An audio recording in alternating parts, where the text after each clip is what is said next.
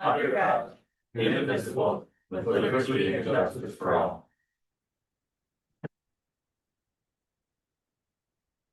All right, we're at public comment. This is an opportunity for anyone to address the village board on any issue. Please observe the time limit of 3 minutes while the village board encourages input from residents that may not discuss or act on any issue that is not duly noticed on the agenda. Please see the public comment instructions at the end of the agenda.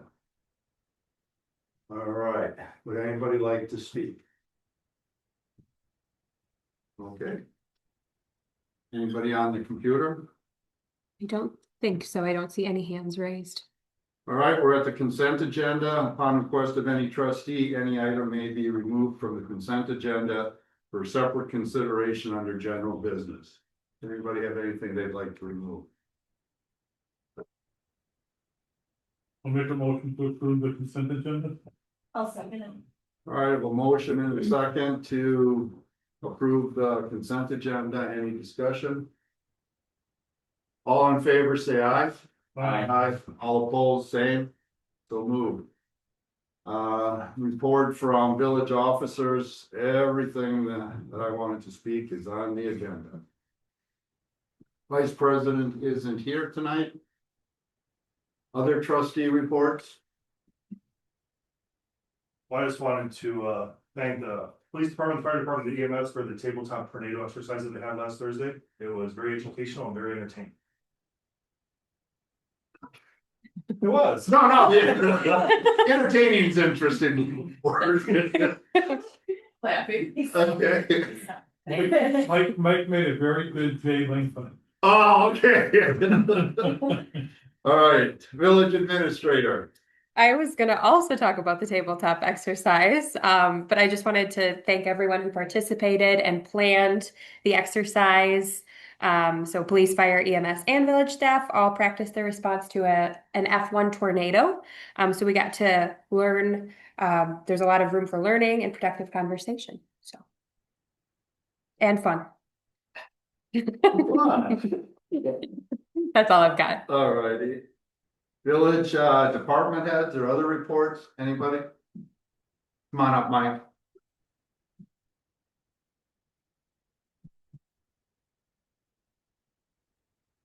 Just wanted to give you a quick update regarding the Lions Legacy project. So it is still rolling along. We had to make a few changes in regards to some of the electrical, making sure we have lights that will be on to be able to, for security purposes, changes there, and along with the stage lights that we did. So we just kind of moved some things around in general, but it is moving along very well. Tomorrow, they plan to finish up the concrete underneath the shelter, and then we'll have our update from them to let us know like the final timeline and what things are going. So once that is complete, I'll send out an email letting everyone know about wrapping it up. So, Looks like they have the electrical buried already. correct. Yes. Yep. Yep. Looks good. Thanks. I'll tell them. Yeah. Very good. Thank you. Anybody else? All right, we'll go to general business. Number 1, approve resolution recognizing the Cross Plains Stingrays on their 2025 conference championship. And I will read the resolution. The Board of Trustees of the Village of Cross Plains adopts the following resolution. Whereas the Cross Plains Stingray swim team includes many residents of the Village of Cross Plains and surrounding area between the ages of 18 and younger. Whereas the Cross Plains Stingray swim team compiled an undefeated regular season team record in 2025. Whereas the Cross Plains Stingray swim team has won the Tri-County Swim League Conference Championship in 2025. Whereas the Cross Plains Stingray swim team offers an excellent community-based organization that has offered our community youth, young adults, and parents an opportunity to gain confidence, skills, both individually and as a team since 1972. Now, there be it resolved that the village board of Village of Cross Plains hereby recognizes Cross Plains Stingray Swim Team and congratulates the team, coaches, parents, supporters, and other volunteers on this tremendous achievement. This resolution shall take effect upon its passage and publication or posting as provided by law. And we have a certificate for that. I don't know who would like to represent this thing, right, folks? Congratulations. Thank you.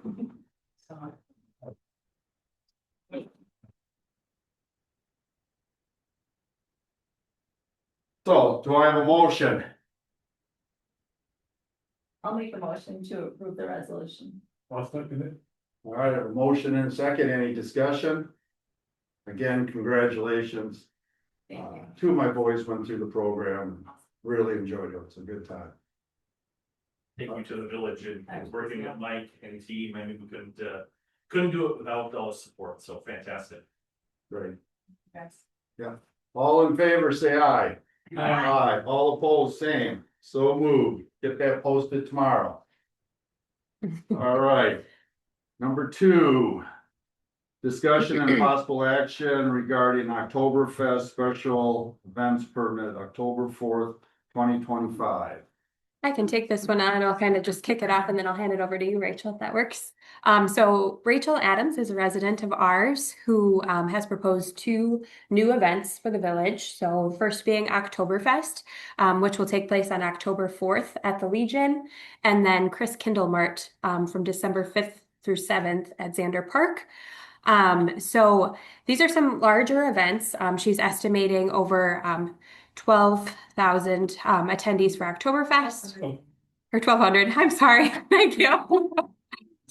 That would be a lot. So she's estimating over 1,200 attendees at Oktoberfest with food trucks, craft vendors, petting zoo, beer garden, and some well-known bands. And she'll be charging admission. And then Chris Kindlemart is proposed to be a smaller event with around 1,000 attendees throughout the weekend with food trucks, vendors, and a Santa reindeer display. So the purpose of us just pulling this off of consent is so that you are all aware of these events and are able to ask questions. Like I said, Rachel is here too. So maybe Rachel, if you want to come up to the microphone, we just want to make sure everyone has the opportunity to ask questions about our events. All right, well, why don't we do this? Why don't we have a motion in the positive, and then we'll go to discussion. Sure. That way we can bring in department heads and stuff. Sounds good. I'll make the motion to approve the Oktoberfest special event permit for October 4th, 2025. I'll second. All right, I have a motion and a second. We're at discussion. So, department heads, we'd like to hear from you.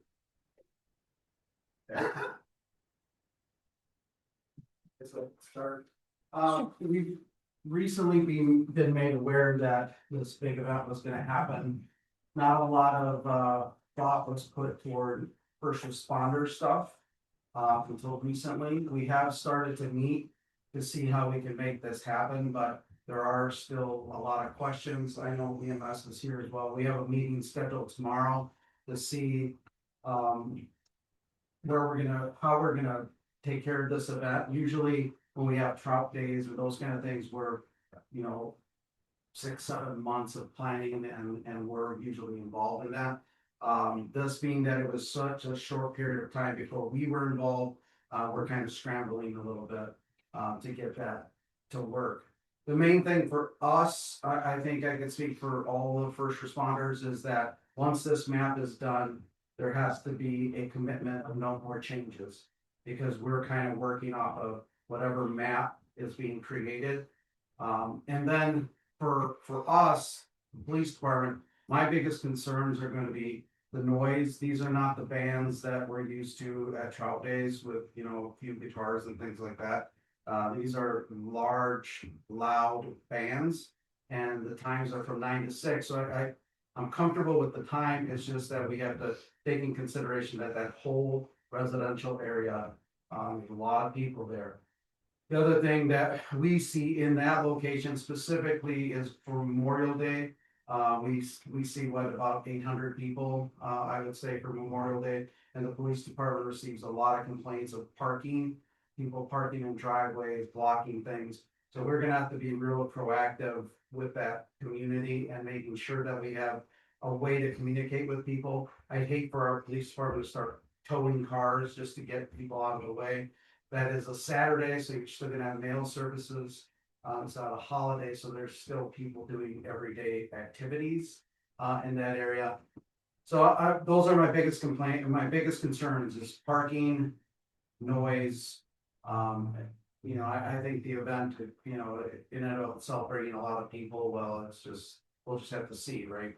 See what that brings, but, those are the bigger things for me. The only thing I would really want from Rachel today is a commitment that that's it. We're not changing things the day of the event. We're not moving things. Because we're going to respond and prepare for the emergency at that event, just the way it is. And if things move, I mean, there's a little bit of leeway. We still have a little bit of time, but if things move, we need to be made aware of, especially me right away, so we can make those changes. We're meeting, like I said, tomorrow at noon. You're welcome to come if you'd like. We're gonna be at the EMS shed at 12 o'clock. Okay? That's all I have. All right, Mike?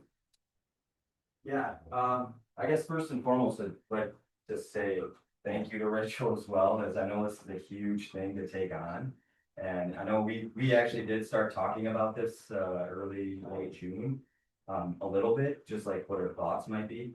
If it did, I will say she's really good at thinking up of ideas, and then those ideas, there's a ton of ideas, so you did a great job with them. The only concern, obviously this is on private property being at the Legion, so there's no real concern from parks. But there is some concerns in regards to the request for services, meaning picnic tables, trash cans, those sorts of things that we would typically drop off with something of the sort. And then the only other thing would be the closing of the street, closing of Park Street. No, that's not here, so we're running water main issue, but knowing like what kind of barricades they're gonna want, we don't really have anything that's gonna stop any traffic of any sort. It's mainly just to kind of plug it up and say, hey, the road is closed. But we don't, they want trucks parked on the ends of these, it's kind of, we're really looking for in that regard, for safety purposes. But no other major concerns for this one. All right, members, do you have questions for Rachel? Go ahead, Bill. So I'm assuming you're looking to make money from this, right? At some point. I don't know if it'll happen this year. So the costs are about 25,000. And we have less than 5,000 in sponsorships so far. Okay. So probably not. It originally started to be a free event because I was really hoping to take care of those costs with sponsorships. And since we're struggling this year, I am doing a ticketed event with early bird prices.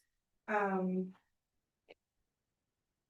not sure that there's gonna be any profit on that. There probably will be with the beer sales, splitting that with the Legion, but So, not with the admittance or anything. okay, so where is your fence, is your fence for ticketing you to the event, is that just gonna be around the beer tent, or is that gonna be around the entire park, or what are We're you on the thinking? entire park, and it'll be like the cheapest, thing that I've been able to find is like those woolly stake things with plastic. Mhm. Snow fence, something like that. And it would be around the whole thing. I haven't put that on here because I'm kind of like, when we had talked to the village a couple weeks ago, we had talked about potentially, Chief Tony mentioned that where the food trucks are, it might be safety wise, a smart thing to close altogether. And so I just kind of wanted to wait and see what came of this meeting before I kind of confirmed what the whole square will be. And we can talk about that if you guys want to. So Tony suggested that just because there's kids darting in and out, things like that, that it might be safer to close the road that the food trucks are on. I originally had the food trucks parked on the curb so that the lines could pass.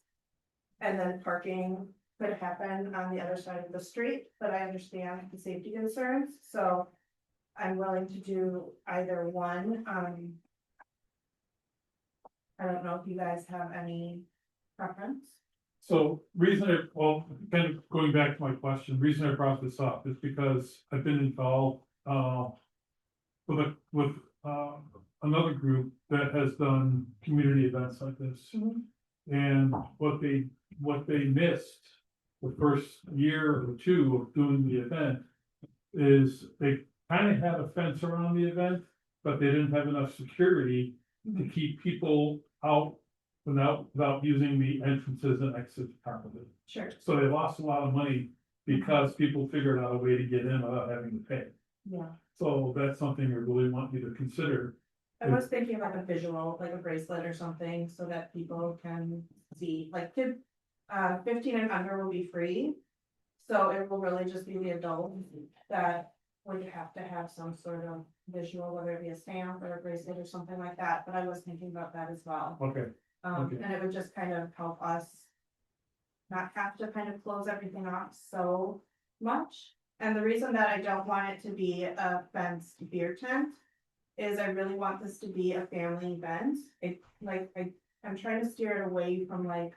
The middle or the neighbor fest where the kids are running around and the parents are in the beer tent and the kids can't even get to the beer, they can't even get to their parents.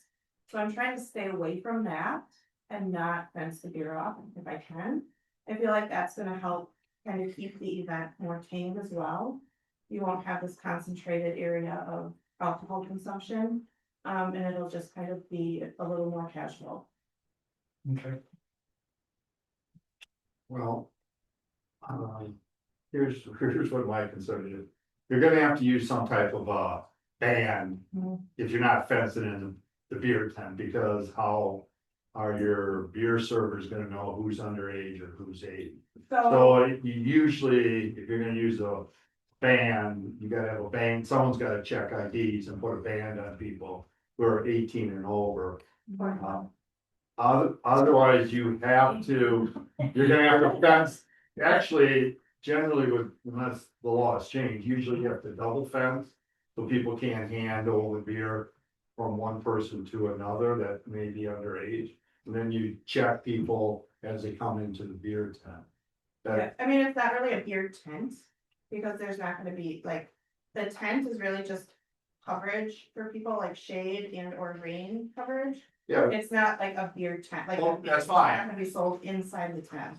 I'm just looking at the mechanism that you're using to make sure underage people don't get beer. So we're using the Legion's beer license, and they have assured us that they're gonna be carding and it's their responsibility, like. Steve has said that they're gonna take care of that. I mean, I don't know if they're They gonna have card done- in time. They have done other events there where you just go and get a beer and you have no band. That's interesting. It's not, Indoors or outdoors? it's not like the, You go. there's no fenced off. I've never seen a fenced off one there before. So, I think maybe because it is private property, that they don't need to. oh yeah, that's true. No, state law, bars are private. You have a responsibility, and again, it's not yours if you're going on leave, but like I say, there's a responsibility that people can't serve to underage people. That, and there are, like I say, a number of people have used different avenues, but you should have, I would think you would want something for liability, but if the Legions do, then they've been in the business long enough. Yeah, I can talk to them about potentially like a stamp on the hand of the That would- workers. Yeah, just something that law enforcement knows, and because you don't wanna get caught. I wouldn't think they would wanna get caught with an underage person drinking. That usually doesn't go well. Wonder too, even if you just did two different colored wristbands. Then Right. That's what a lot of them do. yeah, cause then the underagers have the different colors, so even if they're holding, Right, that's And exactly right.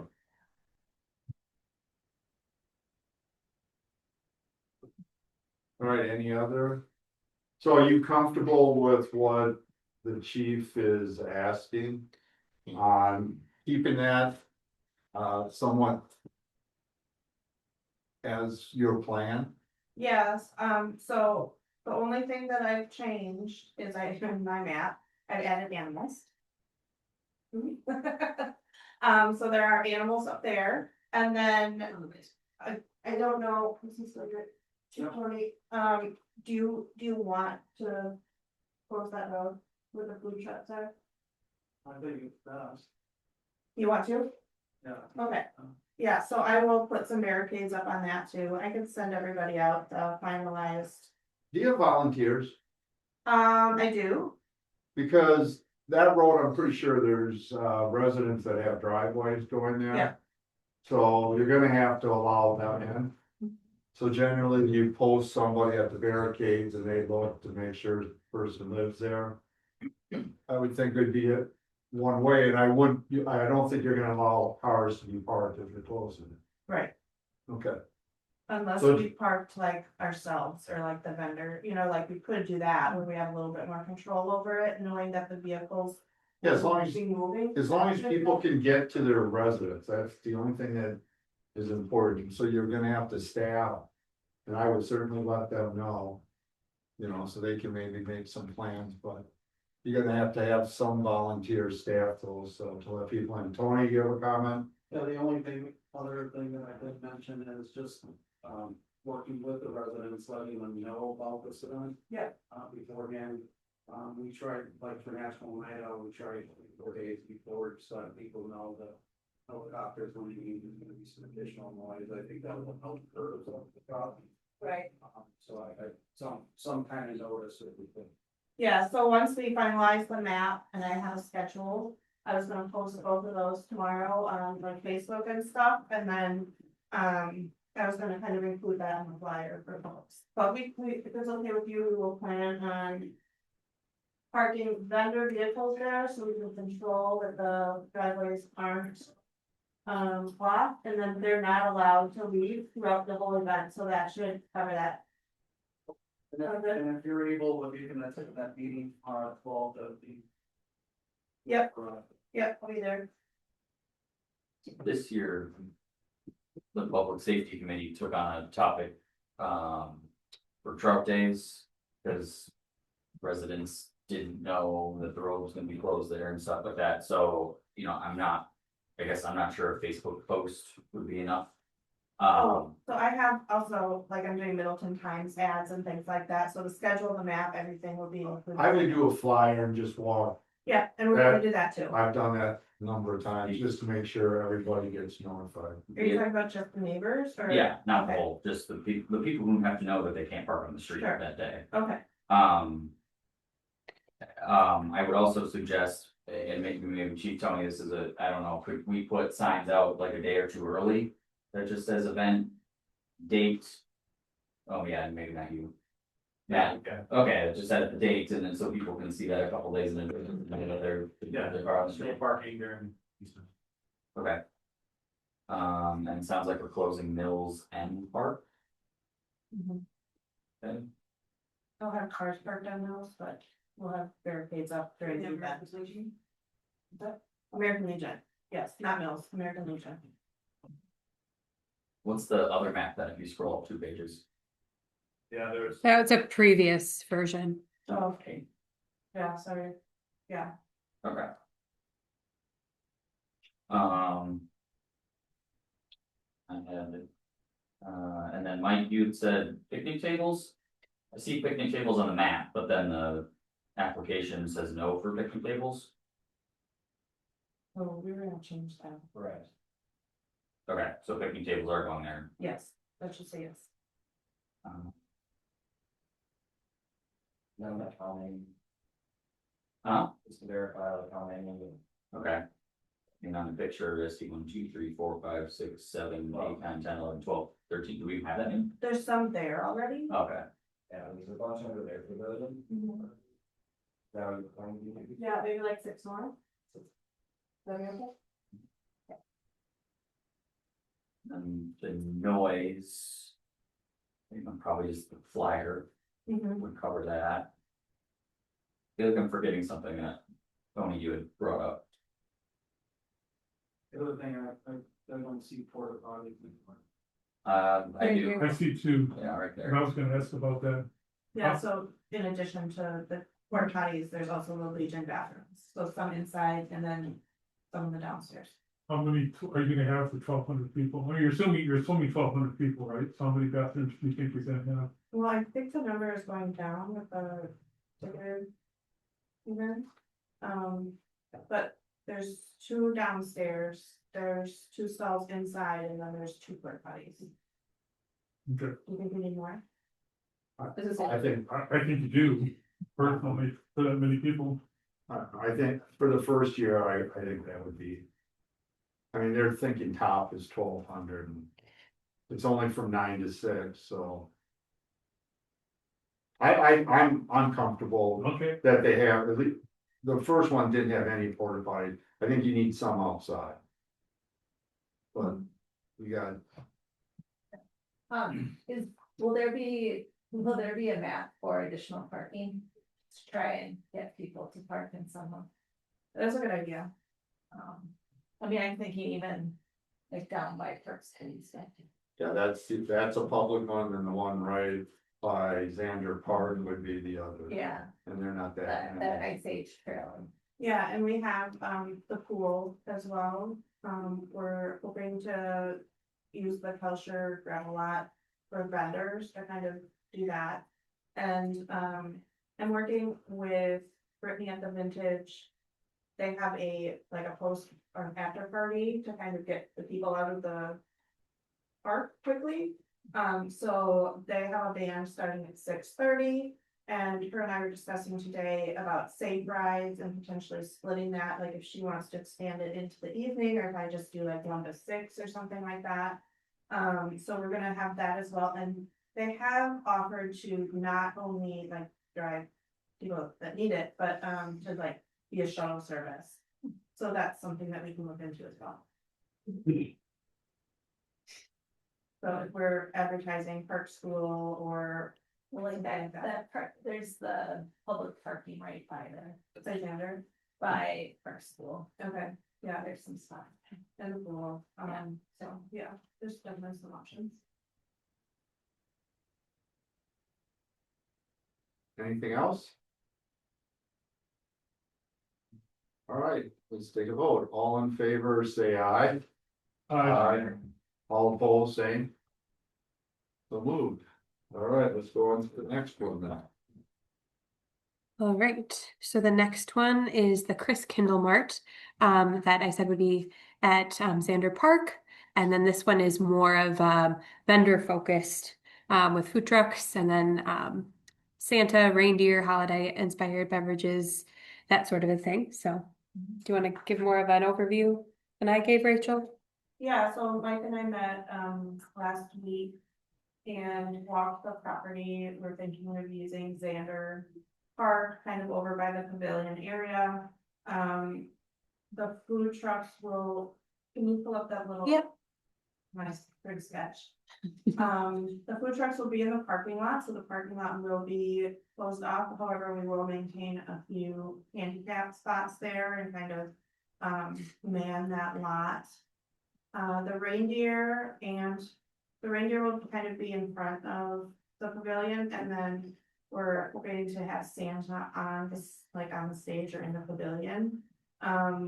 Possibly working with some of the photographer, like local resident photographers, to see if they wanted to do some kind of mini photography sessions, mini Santa, things like that. There will be 2 live reindeer in a very nice wooden pen. They're gonna be handled at all times, the professional handlers will be there. They can be included in on the Santa, over by Santa, or they can be walked around or just in the pen and people can walk up and take pictures of them. And they also have a big sleigh, which could also be used for photos. So that's gonna be a pretty fun little corner there. The circles, I'm hoping to have a couple of igloos, kind of like 1909 had. So people could, get some food truck food, go into the igloos, hang out with friends, things like that. The squares are little, I don't know if you've been to Pagoli or New Glarus, but like the authentic huts. And so they are expensive to make and probably expensive to store. And so I was thinking this year, starting with 3 and then kind of increasing their number as years go on. But that is something where vendors could potentially just be there for one day or the whole time. I know Brittany at the Vintage is excited to potentially do like not a sale, it's the wine. Wine walk? No, Mulled wine. yes, mulled wine, thank you. So that's like a holiday inspired German Christmas market thing. And then the tent is a 30 by 100-foot tent. It will be heated, have sides, have working doors, and then there will be vendors inside there. I've talked to Mike also about potentially opening up the kids club or working with the 2100 event space to have a place where parents could drop children off and kind of have some babysitters like that, where the kids can work on making Christmas presents for their parents while the parents are shopping. So a lot of different family focused events going on, different things each day, different food trucks each day as well. And so, it's definitely a reason for people to come each day, like come back. It's not just like a one and done. If someone's in Cross Plains, they might want to stop down and get dinner on Friday night and lunch on Sunday. So exciting that way. And then I've also talked with Mike. I did talk with Shelby at the chamber as well. So there is the Light Up Cross Plains event on Saturday. And so kind of keeping those things in mind, all of the like family friendly events would kind of stop by 3 or 4 o'clock on Saturday. So that the community does participate in that walk and the Light Up Cross Plains. However, it would still be open when they get back. So there would be, food or drink opportunities there. All right, staff? Just a few things, so just so everyone understands, this is the same thing as Light Up Cross Plains. So Light Up Cross Plains is something we've been doing the last few years where we light the tree up on top of Hickory Hill. And we do a candlelight hike, in memory of candlelight hike through Xander Park and kind of through Mill Creek Parkway. So Rachel's kind of came with this idea, to add things to it, per se. The Light Up Cross Plains event is technically a chamber event. And our department kind of came along and started the candlelight hike and kind of trying to grow the event. So she's kind of doing the same. The only questions that I had were really, so we have recreational immunity through programming and parks when we don't charge people to use them, right? This event now, she has some ideas where she would be charging people, or charging vendors or charging other people. So I just want to make sure that either Paul or someone looks into the village not being under any liability issues for the charging of food or business centers or people coming in. In the past, what we had done is whoever was charging or being a part of a project like this or an event like this, they have to have their own insurance. So that may be something you could request for them to, and then they always had the village as an additional insured. Right. That's pretty common. Yeah. That's almost, Very common. yeah, I just assumed we had that. Yeah, we don't for all of our events. Okay. Outside of that, I think it's another great idea, trying to once again add it to the event and bring more people into our community. The only other thing was the reindeer. She assured me that they were all fenced in and she showed me great pictures of it. Looks nice. Just once again, liability issues. Well, that'll be covered. I think we should require the insurance part. Usually it's $1 million.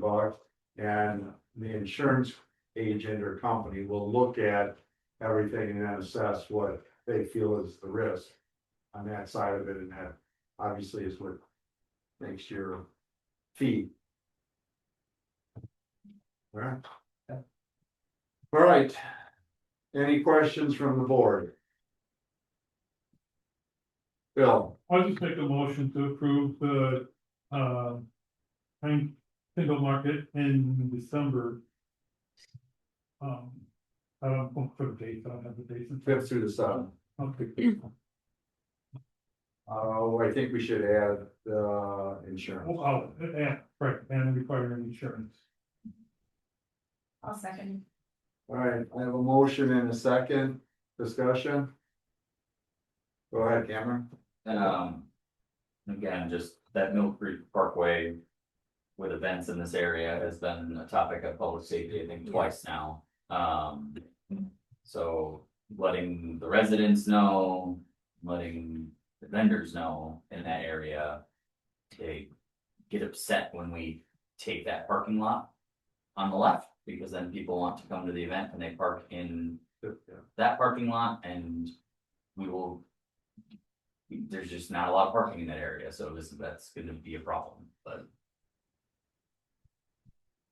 And Mike and I discussed possibly, making it a one-way street for the event, so we can have parking on one side of the street. I don't know if that's an option. Maybe for a day, we talked about like doing that permanently at public safety, but it was pretty vehemently opposed by all of the. Yeah, we wouldn't wanna make it permanent. But I feel like we have to figure out something because we have the new pavilion now, and the whole point is to bring in events, and so I feel like. I'm excited to have an event come to town. I've gone up to the Light Up Cross Plains and I feel like. It's fizzled a little bit, and so I'm really excited for some new activities to be added and bring, so I just think we need a parking solution. For. I Well, was on the parking committee once upon a time. yeah, well, maybe if the bids come in right, we'll have 129 spots, Hey, maybe public that's parking true. near Xander Park. But we'll have to just wait and see. But But for the time being. for this one time being, the best solution. If it's needed, and I'm not sure where that would go, I don't wanna necessarily do it without. Getting a lot of input, but turning that a one-way just for that weekend, so people can park on one side. I'm not necessarily opposed to that, and it's not as easy as everybody thinks, cause you're gonna have to block off. That turn lane from 14, and that's not an easy thing to do. With that highway, that's the only thing you go, cause you don't want people turning into traffic when trying to back out once they find it's a one-way street. So you have to come up with a good way of blocking those turn lanes. And it's one thing if it's a day, it's another thing if it's a full weekend. Right. It adds complexity. And adds some liability there. And I don't know if DOT, if we have the power to do that. On a US highway without getting permission from DOT. That's the other thing. Need DOT permission to shut that down. Yeah, the turn lane? Yeah, I kind of figured it. I think they allow you to do it for construction and stuff, but For a crash. yeah. That's the only thing about turning it into a one-way, because there's turn lanes on both sides. So either way, you gotta shut that turn lane down. Otherwise, it's just really unsafe. There was more than that too. Oh, yeah, I'm sure there, Yeah. I'm not even talking about You're just getting talking people about to the residents and driving the wrong way. But for a weekend, from late Friday to mid-Sunday, that's very different than doing it 365 days a year. All right, yeah, Bill. What about bathrooms? You putting in any porta potties? We had 2 porta potties for the event for the. That will be in the parking lot there, however, that was only for Saturday. This is Friday through Sunday? So just expanding that, taking those same and expanding it. Okay. Yeah, you definitely need porta potties, or we'll definitely hear it from the business people. Yep. It's not fair to them.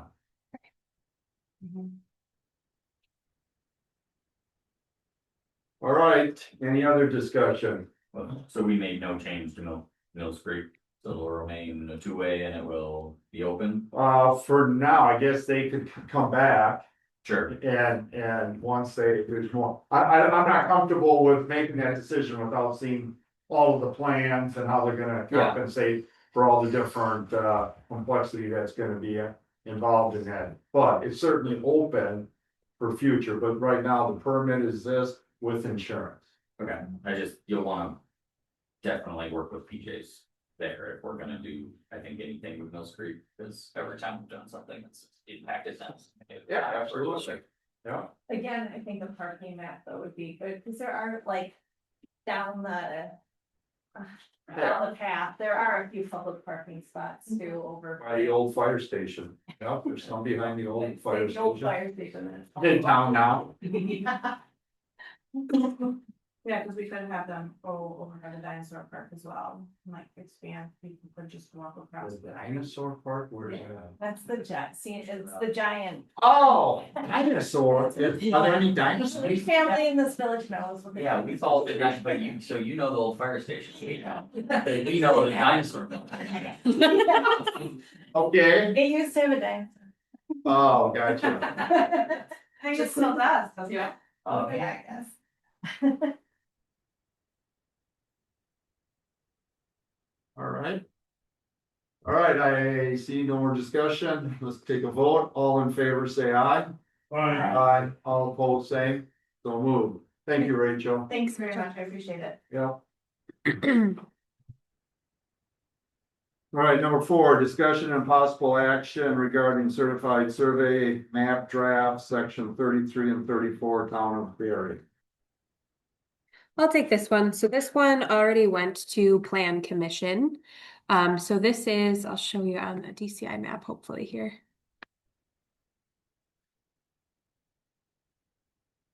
Well, I'll just show you what I got so far. Oh my goodness.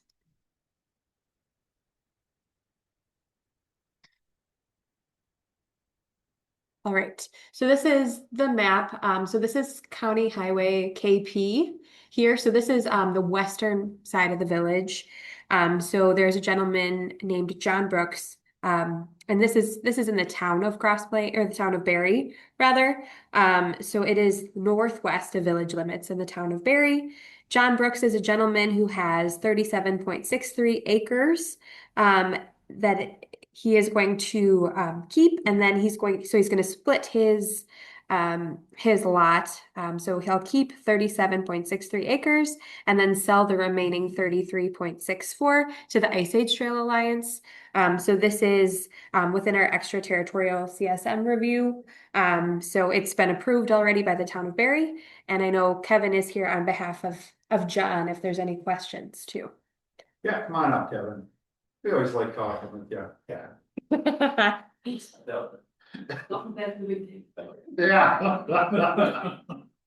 Amen.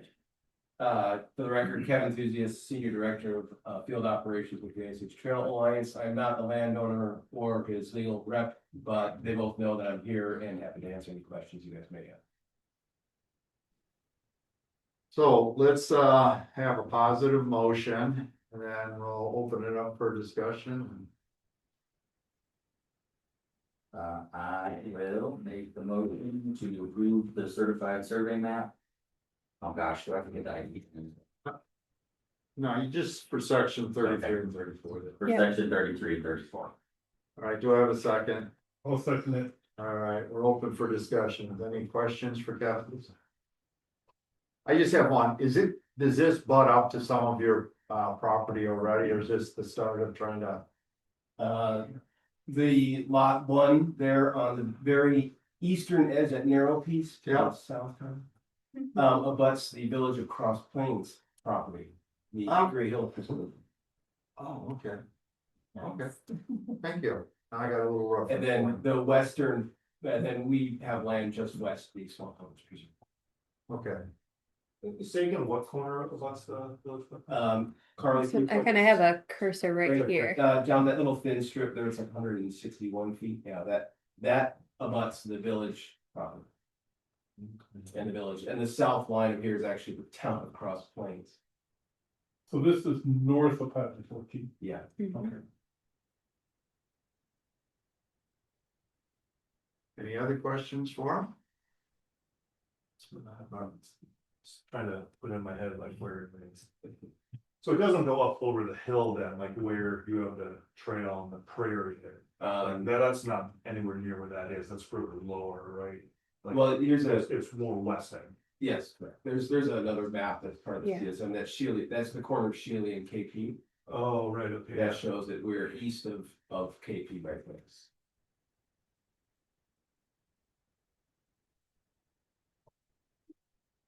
And these two were split for zoning purposes. Okay. All right, any other questions? All right, let's take a vote. All in favor, say aye. All opposed, the same. Thank you, Kevin. You bet. All right. We're at the discussion and possible action regarding Marchstone Development water option. So if I could get all the parties involved up here, that would be great. So Brian and Kyle and Jeff. Well, whoever else you want. I was looking at an old agenda, like, that's not what I have. We want Matt back. Yeah, Matt, where did he go? He'll come on, but I think we can start without him. This will be part of the discussion. So. What we're at is, we're gonna go over. Some options on supplying water storage. Not only to the new development, but if you. Have read or remember reading in 2021, we had a water study. Water systems that I have. Study done, and that was at the same time. We decided to put. The well in, we were very close, doing an impact fee for the reservoir, because we are getting. We're over right now, if you looked in the study, you'll see that when we hit a population of 4320, which we're not too far away. We would need an additional 139,000 gallons in storage, so the storage is done. By the average demand of water usage. And we keep 180,000 gallons in the storage tank for fire flow, so we can fight a fire, and that's pretty close when you think 180,000 seems like a lot of water, but Pine Bluff, that fire, they used 150,000 gallons of our water to put that, and we still brought in water from Mount Horeb, so 180,000 sounds like a lot, but it's what's needed to fight fires. So you put those together, and we're about 639,000 gallons we should have. We have one reservoir that's 500,000 and one reservoir that's 48,000. The plan back after this study was done was to basically close the smaller one, which is on the north side of the village, the 48,000 one, and build around the 500,000, a second 500,000. That would give us, cover the capacity that we need and for growth. So that's where the village is right now, and we've been the reason why we didn't do it 4 or 5 years ago is when you start collecting impact fees, you have to spend them within, or start spending them in 8 years, and we didn't want that clock running on us that would force us to do it, so it was not done at that time. So we're at the need where we need storage, obviously developers need storage. So we want to do a partnership. It's cheaper for the village residents and the developer, we work together on supplying a water supply. So tonight, we're not gonna pick one of these options because there's a whole lot of things that need to be done. And even if we picked one, just so everybody's aware, we don't have the final word.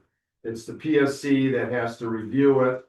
And then they have to give a thumbs up or say no and make modifications. But what we wanna do is get somewhat of an idea of where the board is.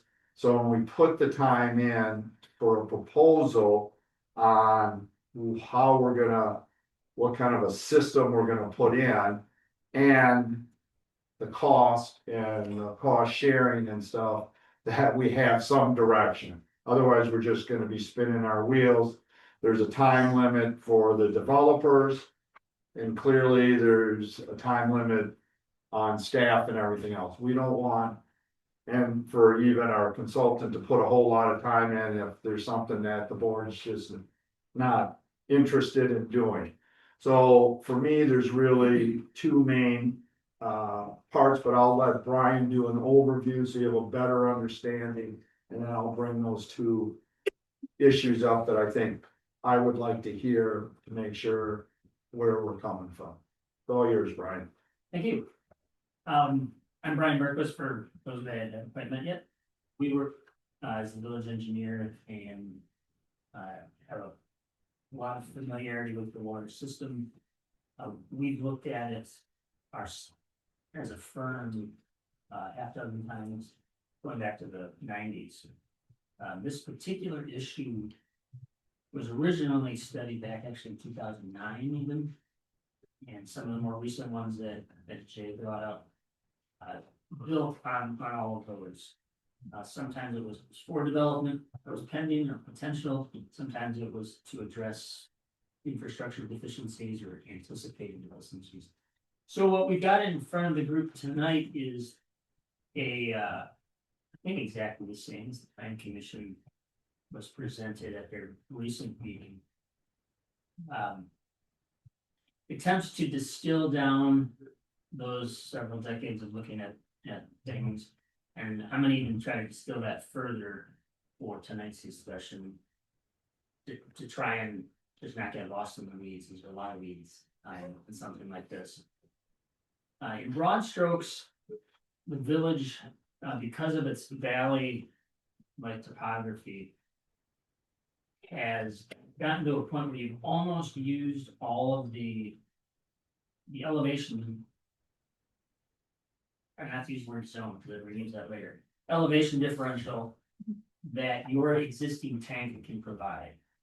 There's a range of PSI pressure that's both recorded by code and what a general resident is kind of used to. You want to be able to take a shower on your second floor, laundry machines going, that can.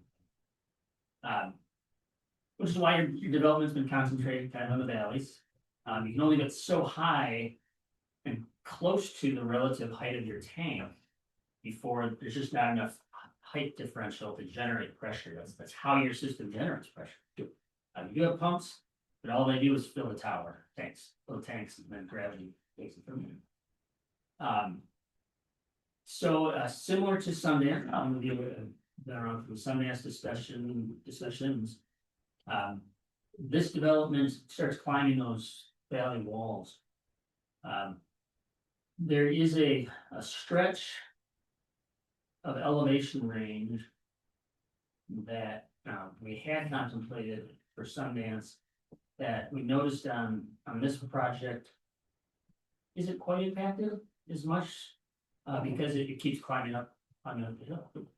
So in broad strokes, there are, I keep using the example of just like a 4x4 matrix with different ways water can be provided to different zones. Larger communities, Madison has a dozen zones. They're very big and they go up and down all over the place. It's important to note that not all zones can be connected. What we're talking about tonight for Marchstone, it's on the other side of the valley of Sundance. So whatever Sundance does or doesn't do, that you can't get high elevation water down and back up to those elevations without some pretty impressive infrastructure works. They're so far apart, you probably have the same discussion with parallel. But to focus it on March, we looked at their entire footprint of the ponds. And it get high enough that in addition to your current zone, which we're gonna call zone 1 for this discussion, you need to get to zone 2. Then to zone 3, then potentially to zone 4. The reason you can't just have one high elevation zone is there is a range of pressures you can provide. You can't provide more than 100 PSI. That's what residential fixtures are rated at. You can't provide less than 35. So we, again, because this is all by gravity, it all works by elevation. Just by definition, at the top of that plateau, if it's too high for anything but potentially 4 zones. You can do certain things to avoid that 4th zone. If you wanted to, if the person wanted to, you could just remove the top of the hill, grade it right off. It's physically possible, but expensive and probably not super attractive. But we started with what is the most flexible way to get water to the top. And that involves everything you see in option 1. That's why I handed out this to try and just. We can talk about the memo if you like, but I think this does a little better job of just distilling it down. It ends up having a booster and at the gates of zone 1 to get you into zone 2. It has a tank in zone 2. Then another booster to get to zone 3. With an elevated power there to serve zone 3, and then you have another booster to get to zone 4. And that's assuming no, I'll call it shaving off of the top of the hill. It provides a lot of flexibility. You do have some areas in the village now that are really on that margin of pressure service. There's a neighborhood north of Finnis that's got a couple dozen homes. They're really marginally pressured. There are also other elevation zones in town. Undeveloped lands currently that could benefit from these if option 1 was chosen and those lands wanted to develop. There's some value to that, but if it doesn't get used, it's kind of wasted, and it's also fairly expensive. You gotta serve water in all those places, and you don't even have customers in some. So to try and custom fit this a little more, and in looking at some of the topography maps, we noted that zone 2 in particular, or assuming your zone 1 is fixed. Zone 2 in particular has a lot of land that's in your hillside preservation area. You don't have a lot of gently sloping land in that zone 2. It kind of goes. So there is an argument to be made that what are we trying to accomplish? Setting up capacity, setting up production of water, setting up distribution of water in a zone that not only does not have residents in it now, I mean, very few because of where it lives in that hillside protection. That's what option 2 looks at. It simply skips zone 2 for now. On the premise that it's not needed, and you can go straight to zone 3, which is leapfrog ourselves. That would still require a booster there. The first booster is a little bigger, has a little more functionality, so that's why the cost goes up. It does have a little letter A by it, which indicates that that would include a high pressure main across Marshstone to get to north of Finnis Street, which admittedly doesn't benefit or interest the developer at all. It would just be to address your utility system. Still a good chunk of money. So we looked at, what if we just did what was needed to serve Marshstone? That's what's option 3. The reason we looked at that is we got to looking at how this may or may not be useful for Sundance, and the answer is just it's not. So we started just internally talking at our firm and with village staff, on maybe that's not necessary or useful, because other high elevation areas that may develop are still not gonna be able to capitalize on this, and Sundance in particular. So we came up with this option 3, which you'll note gets rid of the numbers. It's just zone 1 to this Marshstone area. And Marshstone zone would be its own custom range of elevations that could be served there. Depending on how much you went through the maps, there would still be a handful of homes on the south side, south of phase 1. So just to be clear, phase 1 that's currently being proposed, it lives comfortably in your current system, no boosters needed, none of that. But as once phase 1 could get completed and extend further south, you start climbing and climbing. Those, I'm gonna say 6 plus 12 houses would be in a scenario where they'd probably need their own private booster in their house. And there are a few of those already in the village, or homes that are kind of on high knobs. Then you could go straight to this booster on option 3. And if the parties, and by that I mean you all here, the residents at large, developer, who be bringing new residents to town, if there's an appetite for an elevated tower, so big difference there is a ground reservoir and what you have now. 2 of those, there, as it indicates, a tank sits on the ground. You have very tall hilltops that are tall enough to eliminate the need for a water tower. The water's at the same elevation as would happen just for Middleton. It's just they don't have tall enough hills, so they need to put their tower, or they put their tank on top of it with a stick. That's why you just don't see them in, Black Earth Mazo. They all have tanks on top of the ground on a hilltop. But if there's an appetite for an elevated tower, all on a stick, that would be sufficient to serve all of Marshstone and still be used to supplement pressure across this to your existing customers. And that one's still a lot of money, to make no bones about that. Would be the least cost.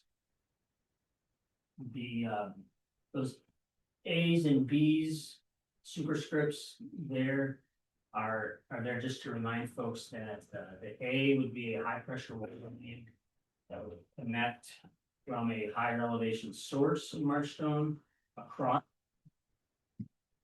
in order to supplement pressures there. B is indicating that we would use a pressure reducing valve for providing that pressure.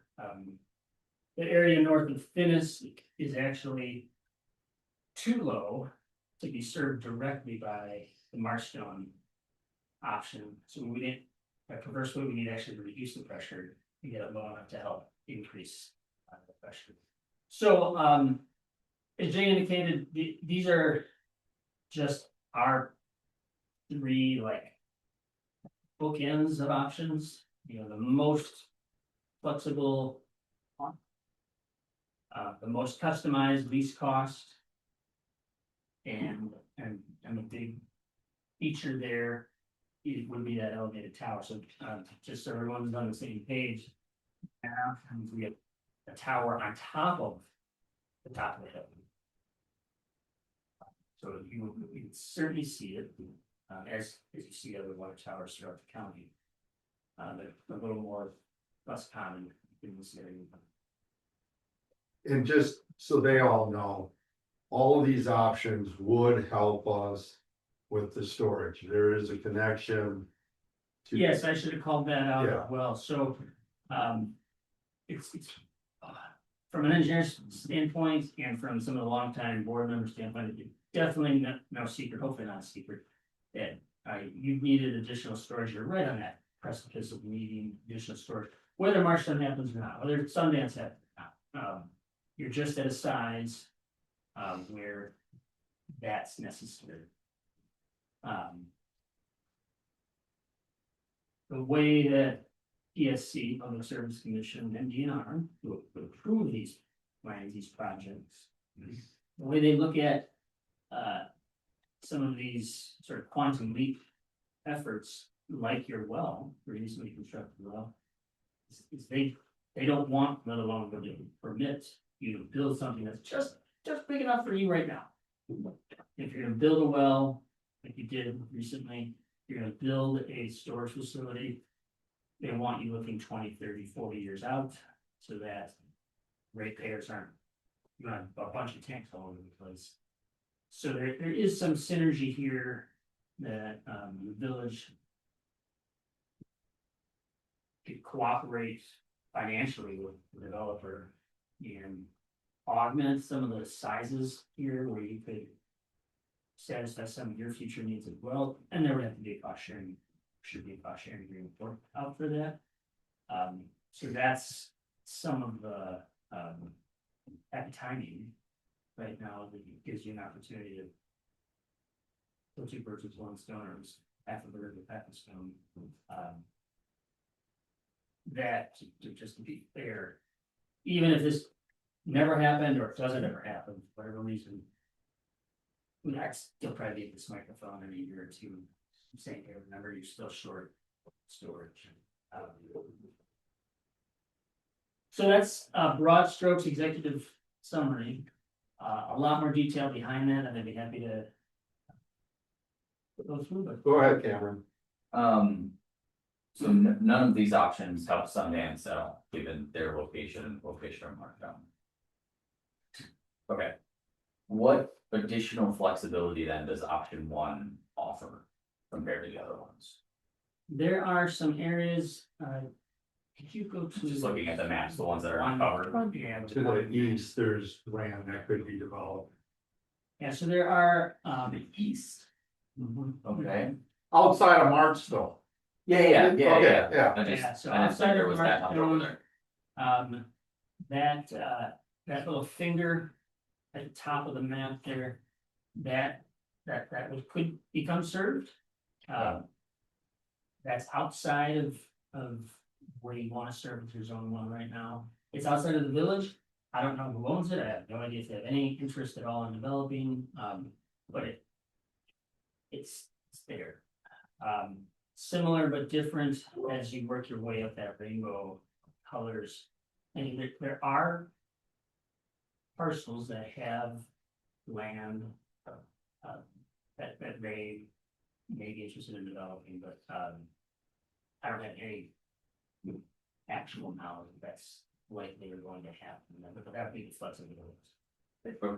Is just to add on to that, is that something that could be added then at the end, or like later on, you know, like, could you add these boosters actually on? Yeah, once the system's Right. up, we So could like- connect, yeah. Right, so it doesn't mean like, you know, down the road.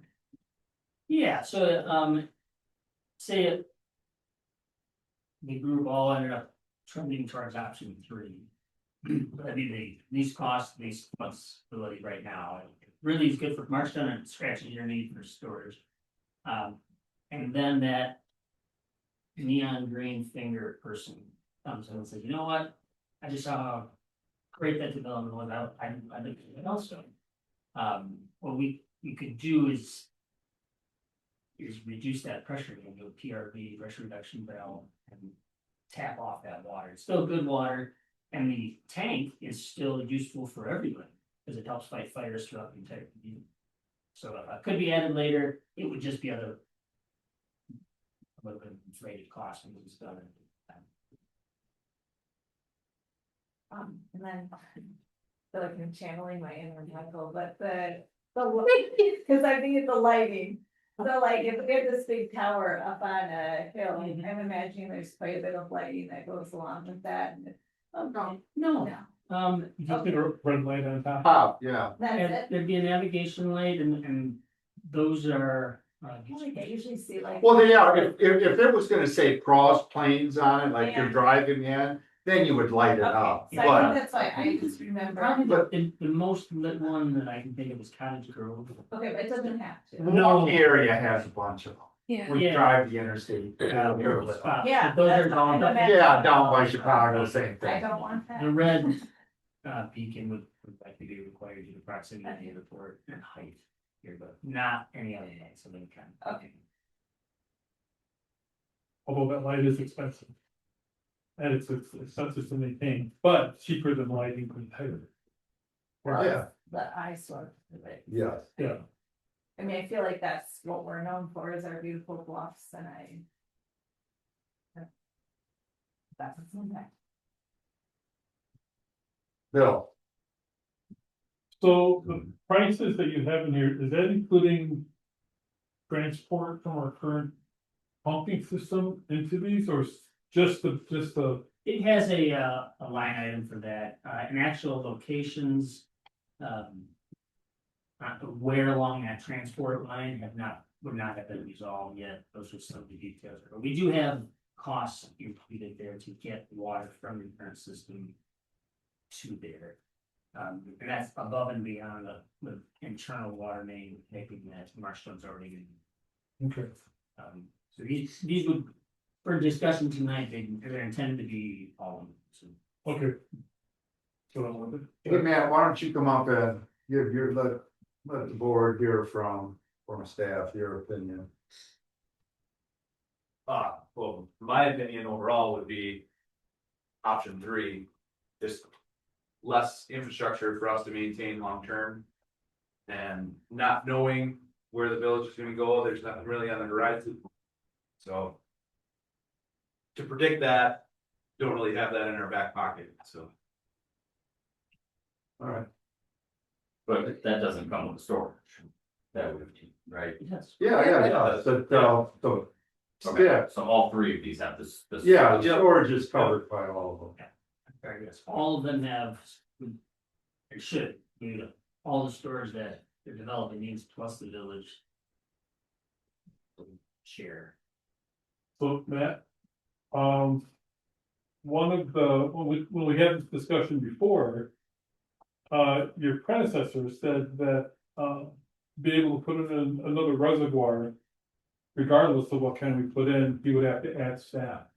Are you thinking the same thing, or do you got enough staff to be able to maintain it, or? I mean, we're getting to the point now where obviously there's more maintenance and stuff going on in the village that. Water is heading towards that direction, yes, that.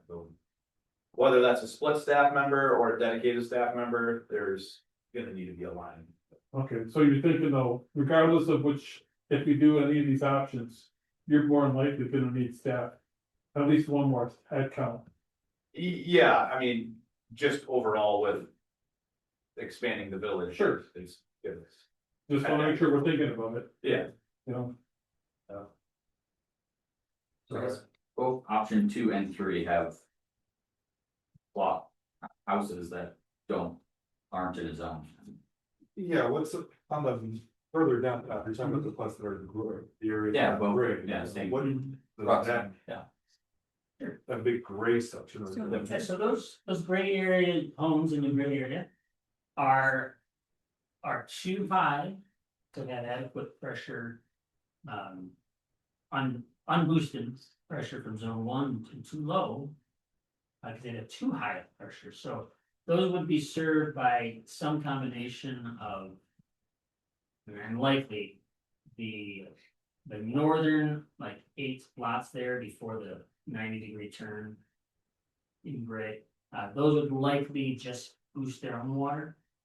So you get if you've ever lived in the country, a pressure vessel, pressure tank, and a pump in basin, so about refrigerator, small refrigerator.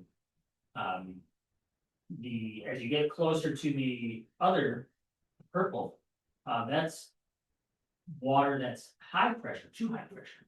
So the inverse would apply there, at some level it'd be less cost and better for those houses to have a pressure reduction valve in their basement. To reduce pressure. The clubhouse, I think, is contemplated in that gray area, same answer for them, it would depend on. What kind of fixtures they've got, that sort of thing, and how they, but it would be, to be fair, there will be a pipe in that road. So there is water, drinking water in that road underground. It's just do you boost it for those houses or do you pressure reduce it for those houses? And I think the answer is gonna be either one, depending on how you get up there. All right, Jeff or Kyle, would you like to say anything? Not really, I mean, Yeah, I mean, obviously, this conversation's been going on for a while, and there's a lot of different moving parts, as I'm sure you all have heard. A lot of options to consider, so. Yeah, I think we've gone back and forth, so. Ideally wanna come to a solution that everybody's amenable to here sooner than later. Jay mentioned it, time is of the essence on our end. So anything that we can do to continue to progress this along would be greatly appreciated. All right, Michael, you had a question? Can I just follow up? Oh, sure, I'm sorry. You know, in line with that, and we get why, but we're already behind the schedule of water that we've been discussing with the village. This water is very important for us for future phases. Phase one's gone very well with pre-sales. We do not want to lose that momentum for future phases. We're borderline losing our timeline because of what's happened. Now, there's no reason to really talk about that because we're here today and we got to figure out how we move forward. If possible, to us, this is a numbers game. What can the village do? What can we do? It's that simple, but it's not that simple. And how we get there worries us about how long that's gonna take. To the point, if we don't, well, I won't even say that part. What we would love to see happen, and don't know if this was a pipe dream, but to understand you have a special meeting scheduled for October 6th pertain to something else. We would ask if it makes sense and it can be done, that meeting stays. And then 2 weeks before now and then, we meet with the village and really hit these numbers hard. What can the village, the first question is what can the village afford? Because, we can talk about, I think we're pretty much in agreement. This will be either option 2 or 3. I could be wrong, but that kind of feel I get. Regardless, we need to figure out the cost sharing element of this water system. Because we don't have an unlimited checkbook and we understand the village doesn't either. The question is, what can the village afford, keeping in mind the additional up to $500 million in increased real estate taxes? I think we should, well, let's focus on the what. And then circle back to a different conversation, I think, on the how. Well, to me, the how's more important. Yeah. Well, I agree, but we've had a lot of very long conversations with Sundance. I don't think we're gonna get that nailed down tonight. Okay. We've heard from, here's the strategy that I'm looking for. All right. I need to know, like I said early on, 2 things. One, are people comfortable with having tower on top of the hill there? That's number one, because if I don't wanna go through all the work of calculating everything and then saying, no, we don't want the tower up there, because then I'm starting from scratch. And like I say, we don't have it, so that's number one. Would you support, and it's a 90-foot tower on top of the hill? Number 2, there's no way around this, is the village park will be paid for through user fees. There's no other way of doing it. We're a utility. This is for the water system. It's gotta be paid by the water utility. So if people say absolutely not, we don't wanna raise water rates, then it's a non-issue and we can probably go home tonight. I'm gonna, Yep, okay, I'm just letting you know. So my thought is I get those two questions answered. Then we can start putting the numbers together because we have some guidance on it. And we can do different options. They have a limit. You guys are gonna probably set a limit, but we're not gonna get that done tonight. That takes an incredible amount of calculations and percentages. And for you guys to make that decision, I think you're gonna want something like these, where it actually goes and breaks things down, all right? That's gonna take time, I'm sorry, it takes hours and hours of time to put documents like that together. This is a serious move forward, so we need to do the research and get the numbers, and then we can bring something back to you. So I think it'd be a waste of time to try to set up how much we can spend, how much, because we don't have the data, you know? Yes, Go ahead. just from my perspective, the packet item was discussion and possible action regarding Marshall development water options. All of the supplied paperwork was about this stuff and the map, and then nowhere did it indicate we would be discussing on how this was paid for. Good, because I don't want to do that. Well, you said you wanted us to decide if we want, you said you wanted two things. Is there a water tower or not? Yes, Or are we gonna possibly raise water fees or not? right, no, I'm saying, there's no way, if you approve this with the, if you say, yeah, I want option 2, but I don't want water rates to go up. That's impossible.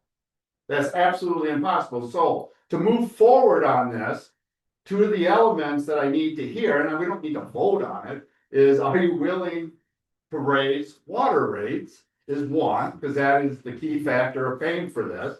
And number 2, I don't want to waste time on option 3 if the majority of people do not want a tower on top of the hill.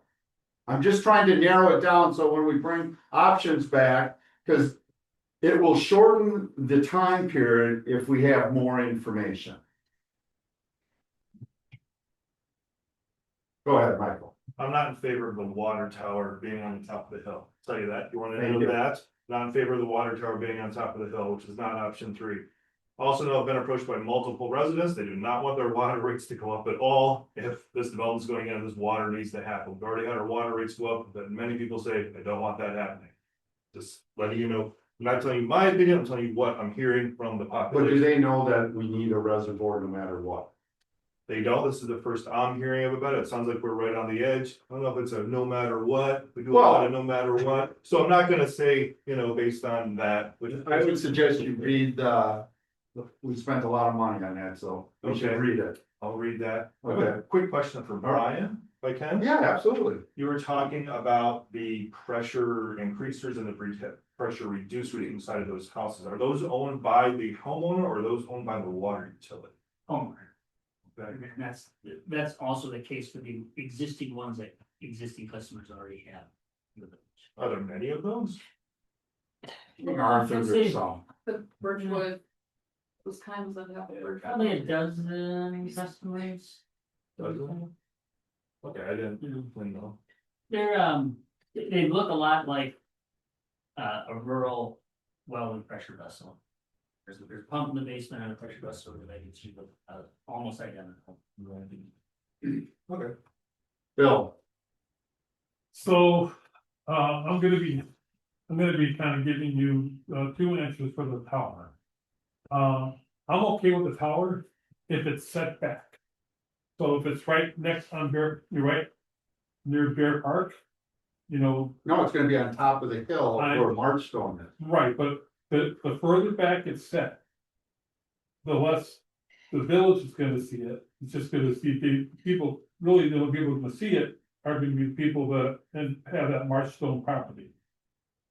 Is that, I don't think that's, Doesn't matter where it goes, can be at an elevation. of 90 feet. It's 90 so- feet, it's gonna be You know, if the elevation's here, doesn't matter if you put it here or here, it's still going up that high. Right, but if the community is sitting over here and you have, the tower over here, less people in this community are gonna see a 90-foot tower.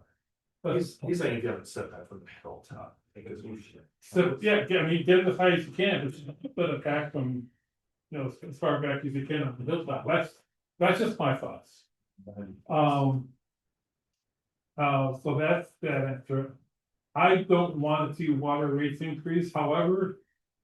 This is a discussion that we've been putting off for quite a few years, and we're gonna have to bite this bullet. I mean, I know we've got a lot of expenses going on right now. And personally, I conserve as much water as possible, my water bill's still way down too high. I think a lot of residents think the same exact thing. However, I think we're kind of. It's been a rock and a hard place, and we're gonna have to do something. Brian, one of the things that you said that kind of caught my attention was, the PSC is really gonna make the determination on this. Which they usually do anyway when it comes to water within the village. I mean, with your experience and your background, do you see the PSC looking at option 2 or option 3 and going yes or no for either one of those, or you think they'd be okay with option 3 if we went that route? Yeah, they mostly, they wanna look at rates for sure. But what I was referring to there is, the village needs to present, hey, we wanna build a storage tank or ball on a stick, and we want to do this X thousand gallons. They wanna see some good math behind, where'd you come up with that? Is that just enough to get you to Thursday, or is it a 10-year projection or a 20-year projection, and how are you projecting your growth and all those sorts of things, so they wanna make sure you're. It's most expensive to build a tank. The sizing of it impacts cost, but not as much as just the tank itself, one tank is. Very expensive. Why is that more expensive than a tower? I'm sorry, I'm using those interchangeably. Got it, okay. They're actually less cost, because you don't have to. That was what, that's what I was saying, it's like 90-foot. I should say a large storage device. Okay. Okay, so then for you guys, for your project, we're only talking right now phase 1, but we look at, the final product that you guys are trying to put together, which is the golf course and all the other lots that you're trying to develop. Is where you're thinking of putting this tower? I mean, is that going to meet your needs for the entire plan? Yeah, I think we can work out a location. I don't think that's an issue. I think. We could play with different locations and where it is, but I'm not sure it's gonna make a whole lot of difference with visibility, but I could be wrong. But surely we can look at a location that's gonna minimize the impact of visibility on the village. That was just my thought before, so, but Hunter. Bill, I think that if they're gonna build this water tanker tower, it's gonna be pretty sizable. It's gonna do 10 to 20 years of future village growth. It's not just for the development, it's gonna be a sizable thing, is kind of what I'm getting from Brian. That's what the PSC is gonna look for, so you don't have a bunch of small things scattered around. It's like. Yeah. All right, Sarah. I don't like the tower. However, I guess what's really difficult for me right now is I don't know how this will impact water fees. So, like the amount of money, that's a big deal. Oh, absolutely. Right, so I think that's a really tough thing to answer when you say like, do you want them to go up? Well, if they're gonna go up very small amount, sure, that would be fine, but if it, like, that's the thing, like, I don't know how much it's going to change them, and so I think that would determine my answer. Also, I mean, with the $1 million in change, like, how much would that cause the fees to go up? That would kind of change my mind, but I don't like the idea of a tower. I think that's like one of our best assets is the views we have. And I mean, I'm someone who stares at that hill every single day from work and from home. And so, and even on the driving on 14, all of those things. So I do think it's going to have a big impact. I do think people are going to they will be really upset by seeing this big tower up there. When you put a really cool paint on Cameron? Is there any other fundamental difference between the tower and the ground reservoir? Like, do you get more storage with one versus the other? Is the really the difference, the $1 million?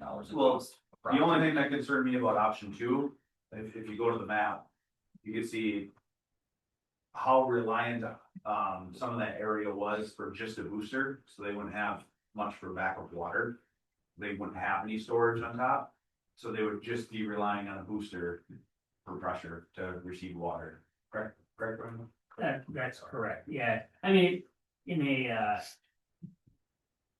I mean, it would have to be a pretty big disaster for, you know, we have to be a double disaster essentially to take it out, but that is one of the worries I had with operations. so it's not quite as double redundant against a natural disaster.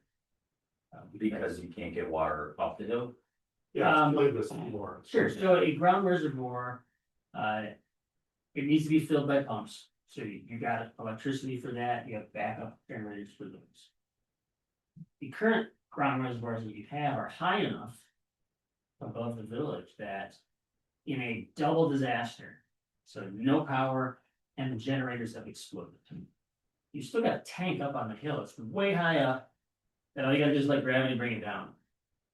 For option What two, about, hang on? That's only good for our village, cause we did this when we put the well. Where you have. If you lose Yeah, where you yeah. can't put water in, you have about 3 days worth of water in that tank. It's not like it's gonna last forever. correct, and you have to go shopping for a temporary pump real quick. Yeah, The ground reservoir, in this scenario, as Matt pointed out, this ground reservoir would be kind of. It would be above most of the village, but it'd be right on street level for the blue area there.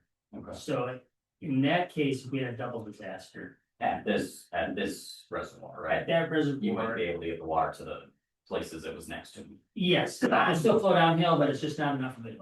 So it's a little better redundancy there, for the extra office. Okay, thank you. I don't mind the water tower. I don't know, I think most communities have them at this point, so I think if you're gonna get to a certain size, you need it. So it does not offend me to have that. Michael, inside of your write-up, at the end of option 2 and 3, you finalized it by saying construct future well 4 in zone 3. Yet that isn't indicated on here at all. Why does that say that in your option, that you don't We, display it? As one common thread, through the 2009 and 2019 and 2020 studies, were that there are code requirements, DNR and PSC code, and then there's design redundancy on top of that. We have historically called out both, what is code and what is another recommended redundancy. We would always recommend long-term that every zone have 2 sources of water. It's not code. It's not code, so it's not in this, here, and then the double asterisk on the handout is just to solve that out as, these would not have it, and it's not required. So over the next 40 years, as or if those population counts in those zones get bigger and bigger and bigger, we would recommend those consider a well in those zones to provide a second source of water. And that's not so much to say, well, what if you have a quadruple disaster? At some point I just worry too much. There are, all of these can require daily maintenance, and that's where the staff needs to come in, but they also require, every 20 years, 30 years, you gotta paint the tower. Right? And the system's designed for that, and your current system is designed for that. But it does leave you for 3 months with no tower. And now you've removed one of those redundancies. So by having a second source of water, it allows you to run almost indefinitely. If the tornado knocked the water tower over something. It is not code, And given, the desire to, what is the lowest cost we can come up with? And to meet all code and still have good redundancy is that, but our grandkids should really think about putting another well in those ones. When you say code, you mean the DNR code? Yes. Or, yeah. So the redundancy is like your redundancy, not yours, but a different code? What? It's what we only work in municipalities, so we tend to worry a little bit more than the average bear. And, once you get, say we went 20 years out, and you continue to grow some, you're probably gonna need another well also. Anywhere, so that's, it's part of the reason that the well was reserved out in the park 20 years ago is. We wanna try and remind the community, hey, if Jeff wrote an $8 check tonight, that would be great. But now we need to remember, where would we put a well? And we just reserve that land, don't allow gas stations next to it, that kind of stuff. And then when you grow enough to need a fourth well, you go. And that's the real reason why we went with well 3, because if well 2 went down, we had no redundancy, because well number 1 cannot produce enough to keep up with demand. So well 3 was really redundancy and to meet current and future, but it was also in case well 2 goes down, we still have well 3, same thing. If well 3 goes down, we have well 2 to maintain our flow. Yes, Bill. So if I'm looking at this diagram, looking at the option 1 diagram. And looks like in the on the far east side, on the deep blue, there's about 75, 80 properties that are in the zone 4 zone. Is that true? Yeah. Somewhere around there. So if we don't do the elevated tower, and we go with option 2, is there gonna be enough water pressure? Or they're gonna have to come up with individual boosters at each one of these residents? No, we would, we'd stretch that out for sure. Yeah, we would never wanna have 80 homes on boosters. Right. So, I mean, if Markstone, to their credit, saying, hey, we wanna be a partner, we want to be able to work with the village on this. However, they also wanna make sure that the people that are buying the property is well maintained, right? Right, so I wanna make sure we're not excluding a big portion of this by just going to option 2, but not going to option 3 with an elevated tower. Sure, and the way we call that out is that last booster on option 2. Yeah. Goes from zone 3 to Markstone, not to zone 4. It goes Oh. so we would custom generate those pump curves to serve that zone. Gotcha, okay, all right, thank you. Cameron? I'm assuming it's not on here due to cost, but. I kind of heard there is an option for build a well at the top of the hill. What kind of cost delta are we talking about? So you would still need a tank, a storage device at the top of the hill also. So I can't just like an island water, you'd have Cross Plains West and Cross Plains East. Okay. And some communities have that, that gets really expensive if it's on its island, because modern standards would be 2 supplies of water and 1 storage thing. So you actually need some sort of umbilical cord back to town and a well and a tank still. So it's really expensive real quick.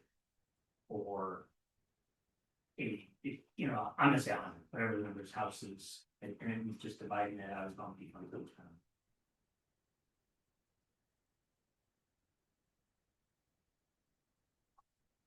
All right, any other questions? So it has discussion, she put down possible action. I don't really need action. I think the next step is for us to get it together, throw the numbers together. And, we'll bring it back and see what you think. That's probably one quick question. Yeah, go ahead. Just out of curiosity, what does a new well cost nowadays?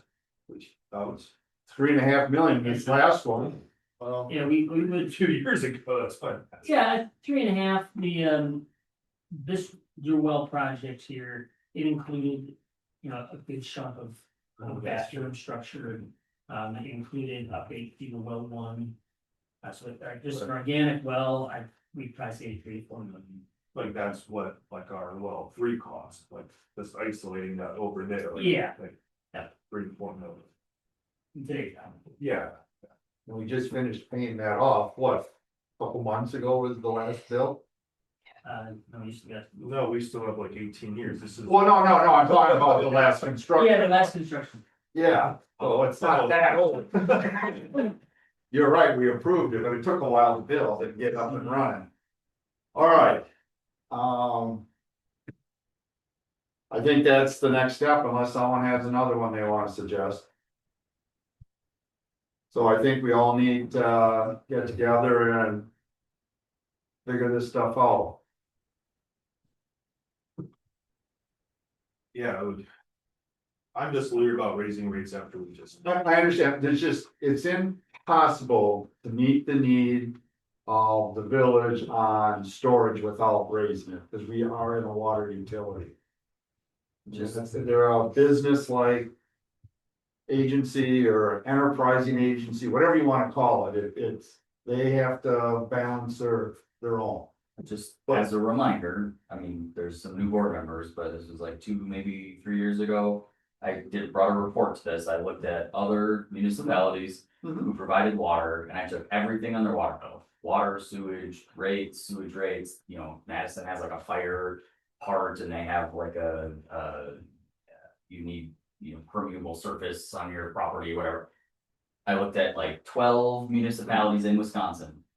Could not find one that was cheaper than us. We are the most expensive, as far as I'm aware. Well, go to Richland Center, cause I just did that when we did the Okay. sewer rate and stuff, they were at 31. I do need to update it, cause that was, or I do need to update my spreadsheet, cause that was a few years ago, but I should look at it again, but But I hear what you're saying. we wanna go up, when we're already the most expensive. Yeah, we're we are, expensive. but we did bring sewer rates down, they'll be down 15%. My water bill is still up overall, Jay. I mean, I hear you, Yeah. but sure, let's raise it more, we're already at the top. Well, Keep going. it's okay, but if you can come up with another solution. I think residents would be happily pay an extra $5 a month. If they knew when they had a fire, we could hook up to the fire hydrants and have enough pressure to put the fire out. I don't think you're talking the same resident sign. Yeah. Really? Oh, yeah. No, before I moved here, I hadn't closed on my house and I asked some people who live in Cross Plains, I was like, what's, but everyone told me, yeah, it's fine, water's really expensive. Yeah. So, like, it's, so you can't tell me people are, But we have, if we wanna maintain the fire system that we have, which is fire hydrants, you need to have the storage in the tank to fight the fire. Sure. And if you want people to be able to flush the toilet and turn on their faucet and have water, you have to meet the need of that usage. I hear you, but So- people are going, I'm already paying more than everyone else, and everyone else has these things. Why can't you guys figure it out without increasing my water? I mean, this isn't. I would be very open if someone could come up with Sure, that. me too. I tried a couple years ago with one little tiny thing that didn't go through. I don't know, I think we're pretty well stocked. We have 2 pretty high capacity brand new wells running right now. We have one, brand new one, the other one was built in the 70s. The other one was just completely refurbished, wasn't it, Brian? Well, it's updated. Yeah, I would say updated. But it was a lot of upgrades. The electrical was all replaced. The motor was replaced. Yeah, you should expect another 50 years of life for sure. Yeah. So. I would not know, well, even. But anyways, we don't need to get into that debate. The well is one thing, they have nothing to do with the reservoir though. the reservoirs, it's a different item. And the well fills the reservoir, so that's what is the issue is. And it's not me, I mean, it's in the report, it's been written, it's been stated numerous times, I would suggest that you take a look at it and you can see exactly where the numbers are and decide what you would consider acceptable or not acceptable. So, I think what we'll do, we'll get a meeting going, hopefully next week, and let's just see what we can come up with numbers then. Okay. Thank you. Yeah, thank you. Thanks. Okay. Number 6, discussion and possible action regarding final assessment resolution for 2025 sidewalk replacement project. I can lead this one. So this is just in follow-up to the preliminary resolution that you passed last meeting. So this is stating that we held the public hearing last month on the 25th of August. We didn't have anyone come to discuss their assessment report, but then it outlines just the process for the assessments. Or as a reminder, we're assessing 50% of the cost for the sidewalk repair. And then it kind of outlines just the process for billing and all of that as well. And the final report is also included in your packets. Do I have a motion?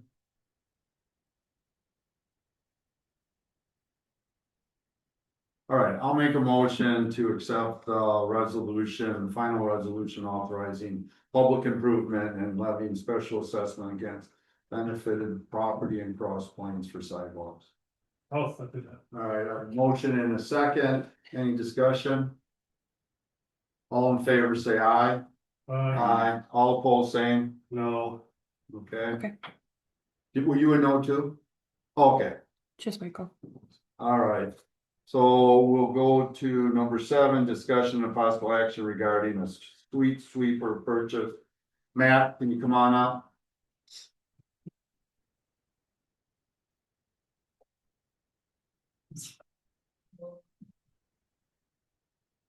All right, give us a summary.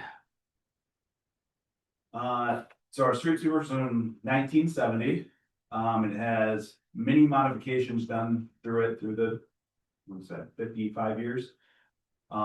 It was already having issues, and then it officially went out of service about a month ago.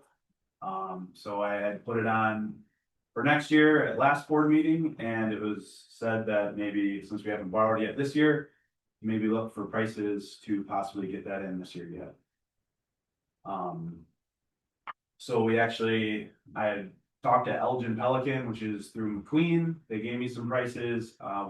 City Cat, the 5006 actually came and did a really nice, impressive demo.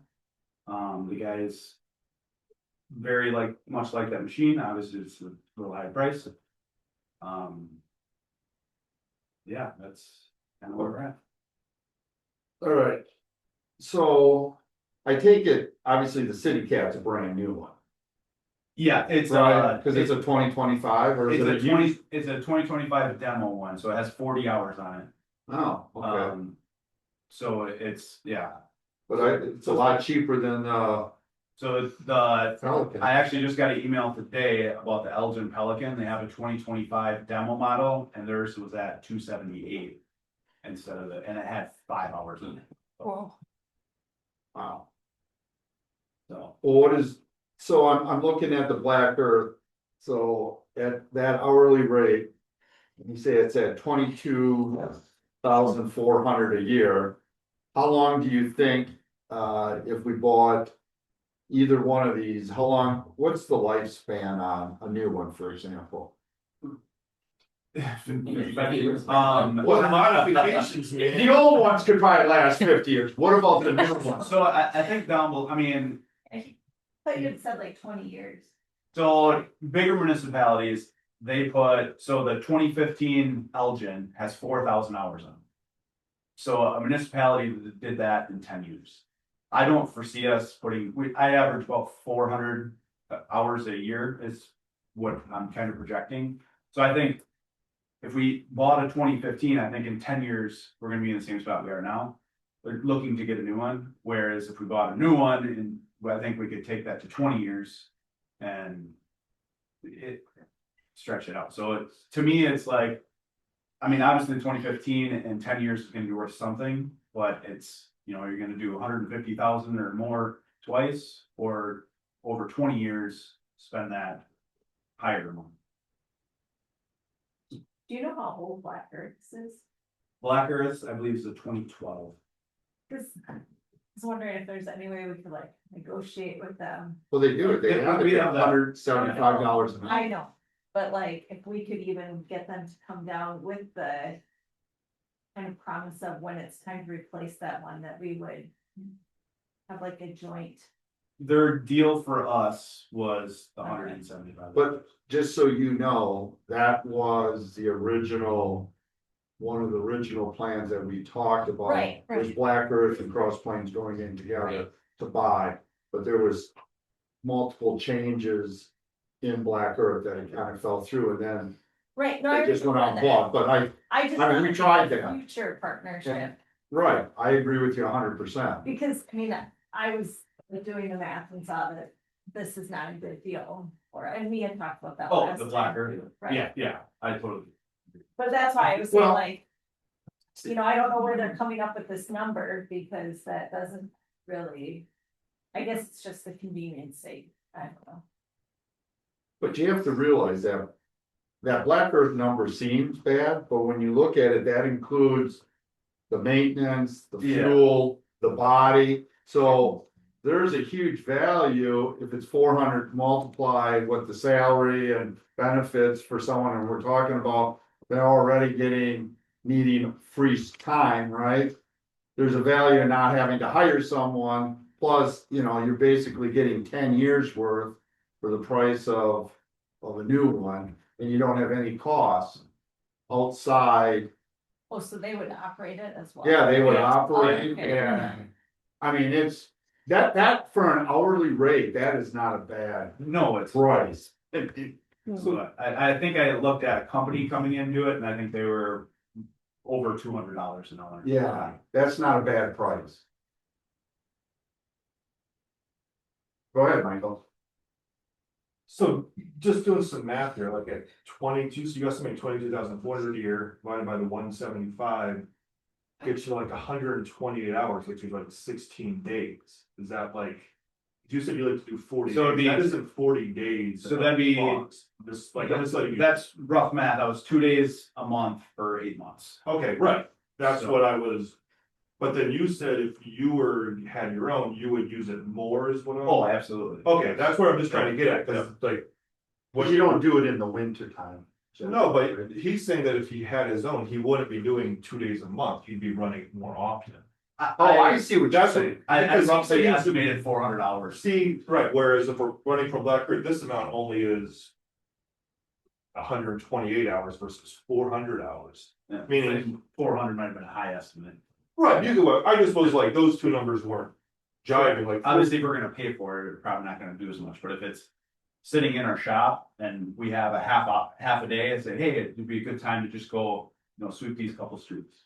Yeah, absolutely, I just was making sure, cause when I did like 400 hours, it came up to like 70 grand. Oh, a yeah, year. for sure. Like, it was like. A large amount, well, I am fine with purchasing one, just letting you know right now. The big difference that we as a staff saw between the City Cat 5006 and the Pelican, the City Cat needed a lot less maintenance and time. That is vacuum based. It doesn't have a big broom underneath and a big belt taking it up. It all gets sucked up, so it gets a lot of those finer particles. And I talked to 2 municipalities in Wisconsin that have it, and they've had it for over 2 years, and they say they absolutely love it. So, but I get that it's also $96,000 a month. Yeah, but if you're gonna run it for 20 years instead of 10, I mean, I just did a little bit of math, that saves you $250 per year. Just And maintenance per year is cheaper on the City Cat. yeah, I wasn't even calculating that. So, I'm okay, the City Cat, is that the one that vacuums, or that's the one that brushes? That's the one that has a vacuum. Okay, so it's cheaper than the Pelican, so I'm missing. You said it was a lot more I was expensive. looking at the used Pelican. And then Oh, City for Cat. 10 years. That's $1,500 a year, but then if you do the 250,000 one for 20 years, that's $1,250. Okay, I thought you were talking about the new No. Pelican, Less than 10 years. Currently, the one that we have that's not working is brush, right? It's a brush that picks it up and, Yes, yeah, it's got, Modification. it's got one of those big brushes yeah, that brushes it to a belt, that the belt actually takes the stuff up and puts it over into the hopper. mhm, So there's a lot of working mechanical parts moving parts, to go around. they can break. yeah, they don't Yeah. make, yeah, they don't make them that way anymore. That's how the 2015 is. Oh, that is still, Yeah, Oh, that 2025 Pelican a vacuum then? the Pelican is not, it's still a mechanical boom. Oh, both of them. The Both 20 Pelicans are the mechanical booms. Oh, Only the City Cat is the vacuum. so you said he gave an impressive demonstration? Yes, we had a demo last week come in, they pushed hard for it, and they finally, they were able to come in and. Yeah, it has 3 of the smaller brooms. And so you can go either way, like all these boulevards, especially with other subdivisions coming up, so you can actually go with traffic. Our current one we have, you actually have to go against traffic to sweep against the curb, then Pelican 2, you'd be able to go with traffic. But then you can actually get up on top of like the curb or the median and brush it off and throw it into the vacuum. It kind of looks like a Zamboni. Yeah. But When you say brush it off, so are there brushes or? they're brushes to get them into the vacuum. it's a big circle broom that spins around and kicks up to the center of the machine. Okay, so there is a moving brush system that's scraping the road surface? Yes. Just less mechanical part. Right, a vacuum to get it into the hopper versus a belt. Well, right, okay, I get that. I thought this thing was so, it didn't even need brush, it was just gonna. No, Wow, you just want to cross. That's why I was like, wow, that's a. It's a hot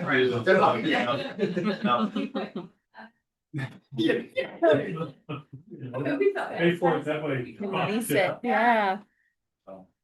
Okay, so there are. It was pretty much brush out of it. And one of the municipalities changed from a Pelican to a City Cat that I talked to, and they've been very happy with it. So. Well, I'm fine with buying the City Cat. Are they made around here so you can get parts? Yep, they have, I think, they're in Pewaukee, I believe, so they're owned by the Milwaukee, they have a branch in the Milwaukee area, so. But, yeah. And do you have enough money in this year's budget to pay for it, the city cap? We'd have to borrow for it. Yeah, that's a capital item, that wouldn't be in their budget. Right, but I thought that's how you started this was you didn't use your capital for this year yet, right? No. We have it Yeah, in borrowing, so we're just gonna add it. So then we would get it before the borrowing of next year. Sure. I guess the other question is, the City Cat sell a lot of these, like they're gonna go out of business in 5 years and we'll go. No, they're under Envirotech, they do a lot of like Vector trucks and other big municipality items like that. So how long have they been making sweepers, do you know? That I don't. That's a good question though. But Yeah. yes, Well, right, it's- Envirotech has been around for a while. Okay, Yeah, if it goes out of business in 7 years, then you can't find. Yeah. parts, so. yeah, no, that's. Yeah, but Pelican could, I mean, we have no idea what's gonna happen in 7 years. Well, no, but if Pelican's been around for 50 years, then there's less chance versus a company that's been around for 5 years. Sure. And maybe they're all the same parts, I don't know. Yeah. They have a long history, according to. Oh, 1904. Yeah, there we go. I soon saw their first patent, like 1840. Oh, good, all right. It's a weird name for a company that old, City Cat. Well, Maybe they rebrand. Bought out. It's like Boucher or Yeah, Busher, Boucher, yeah. they're really big, over. Busher, yep. And Yeah. they've come over here. Yeah. All right, so someone wanna make a motion? I will make the motion to purchase a new, the demo. 2025 City Cat 5006 for $246,556 in 2025. Borrowing. All right, do I have a second? Did that sound right? So we're, okay. I just wanna make sure we're all, we're Yeah. talking about the same thing.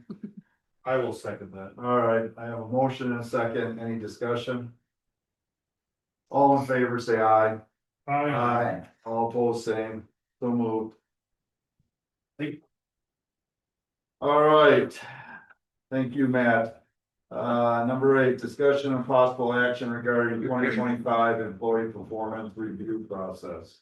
This one is me. So in the employee policy manual, it's the village administrator's responsibility for implementing the employee performance evaluation program. So I am proposing that staff members and their immediate supervisors work together to complete a performance review form to be returned to the village administrator by October 31st of 2025. Recommending that the evaluation period just be moved to October of each year for a more complete look back period on the year. And since wages are no longer tied to performance evaluations, I'm just suggesting we use a pretty simplified form just to spur conversations between supervisor and employee, and then creating SMART goals for the year. So just putting this together just because I haven't done this evaluation procedure before, but this is how I'm proposing to do it. So currently you do it by January 1st. So I'm trying to figure out. So we're making like a fiscal year then from November 1st to. No, so it's just like the look back period is a little bit longer. Like if you were doing it January 1 to December 31st, I think the last ones I was seeing, he was doing them in April. Was? Yeah, I saw some from April. They've been all over the. Well, So- I've been. So I throw the system off if one person couldn't follow it. I'm just trying to see with right, the event, because I gotta do yours, so. right, that's true.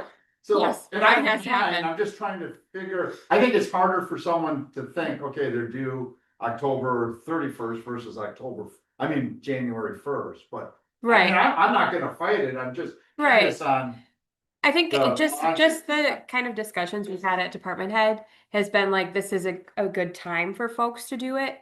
But I mean, we can move it. I think the holidays, I've seen it in other organizations where the holidays, become a really, yeah, no, I crazy time. So, just never seen. yeah, That's about the time we start doing that, and it's kind of hard to. Alright. yeah. I mean, So we it's can just- try it, and it's if just- it doesn't work, we can always change it. But I just wanted to bring that to you all so you know that this is what we're planning to do for this year. so I got, Yeah, of course. Bill, then Cameron. also, You're good. so you said that employee raises are not based on performance? Is that what you just said? Right, they're no longer tied to these evaluations. So, There's no merit We got pay. rid of that, we got rid of that probably 3-4 years ago. No, it was like 2 years ago. The rate is Wow. lower than. This is when Bill wasn't here. right, I wasn't- Merit bonus is no longer a thing. so what's the motivation for someone to do well or not, or is everyone getting the same raise, or what are you looking at there? I guess that is. Yeah, so this is more of just a coaching conversation. So you just go look back into the year. What did you do well? What can you improve upon? What are your goals for the coming year? And you work on that with your supervisor. And then they'll fill this form out and then they'll return it to me and then I just file it. It's really, It's more continuous improvement. yeah, Versus tied to monetary, and Okay. almost everybody's going that route. right. All municipalities are going that route, or businesses are going that Well, route? Because businesses reading- are not going that. Well, what I've been reading, they have. There's a lot of actual Like municipalities Apple, that don't even do Google, these and all anymore. They want transparency. When you get to big tech, especially, they want transparency with their salaries. And you can't have that when it's tied to particular achievements, right? So they have, software engineer 1, 2, 3, and they have Yeah. all Yeah. transparent salaries amongst each other. So. Are we looking at, right now, right now the inflation rate is about 2.9%. In the US overall. So are you looking at just everyone getting a 3%? Well, we're gonna That's talk not about what that the that's- next time. The- That's the next time, so Okay. that's, This is separate. yeah, you should hold on. Yeah. This is not tied to increases or wages at all. It's literally just a coaching conversation between supervisor and employee.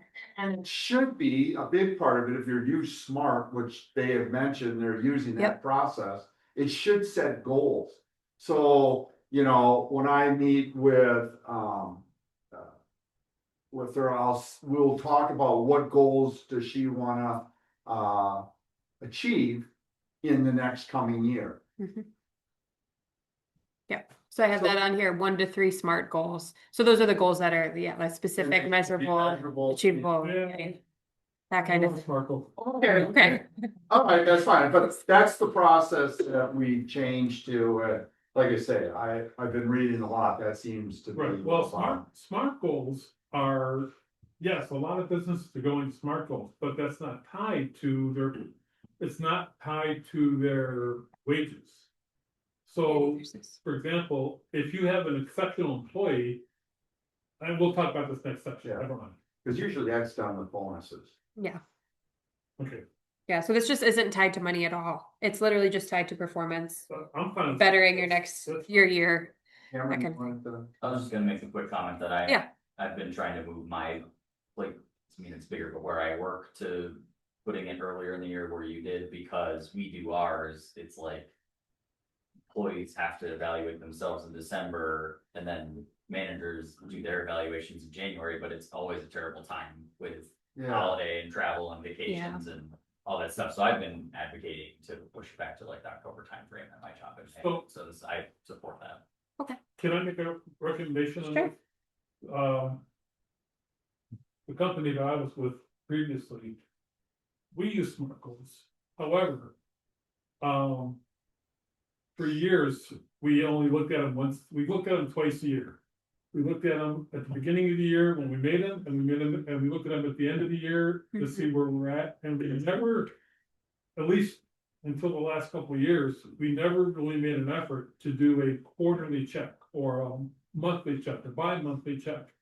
To see where the employees were on their goals, Sure. you know, and so I think that's really important to do. Mhm. If you're gonna use this method, is to be able to have a period of evaluation, say, okay, where are you on your goals? Because if you forget about it until the end of the year, they're gonna go, oh crap. forgot." well, Sure. and that's a good point. It The is. Police department, we did it every quarter. Yep. So we did the goals, and then every quarter we sat down, because the bitch from employees were, you give them the goal and then you evaluate them at the end. There should be coaching in between to help them That's achieve that. exactly right. So I certainly would agree that there should be some, and we did it every quarterly, that the supervisors had to pull these out and go over, hey, this is how we're doing on this, this and this. And the good supervisor idea. should be evaluated to make sure that they. Yeah, I went all the way down. No, that they did this on a Oh, quarterly yeah. basis. Sure. That Yeah, I'm was just part writing of that the down event. as a When I was reminder. captain,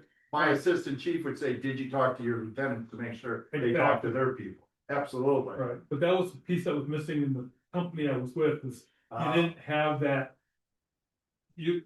We had a goal to do every 3 months. However, there was no eyes on to make sure you were Really? doing it, yeah, it was crazy. That's a Well, good that's something to suggestion. talk about. I Absolutely. don't know if you don't, you know, if quarterly is too much. At Yeah, least we'll talk mid- about it at least department head. mid-year, because you want to give the employees some time.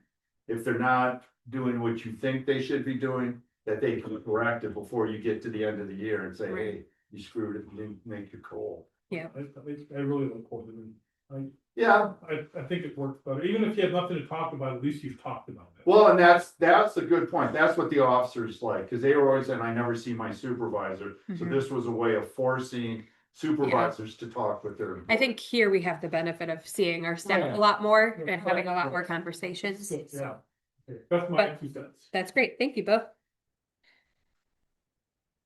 All right.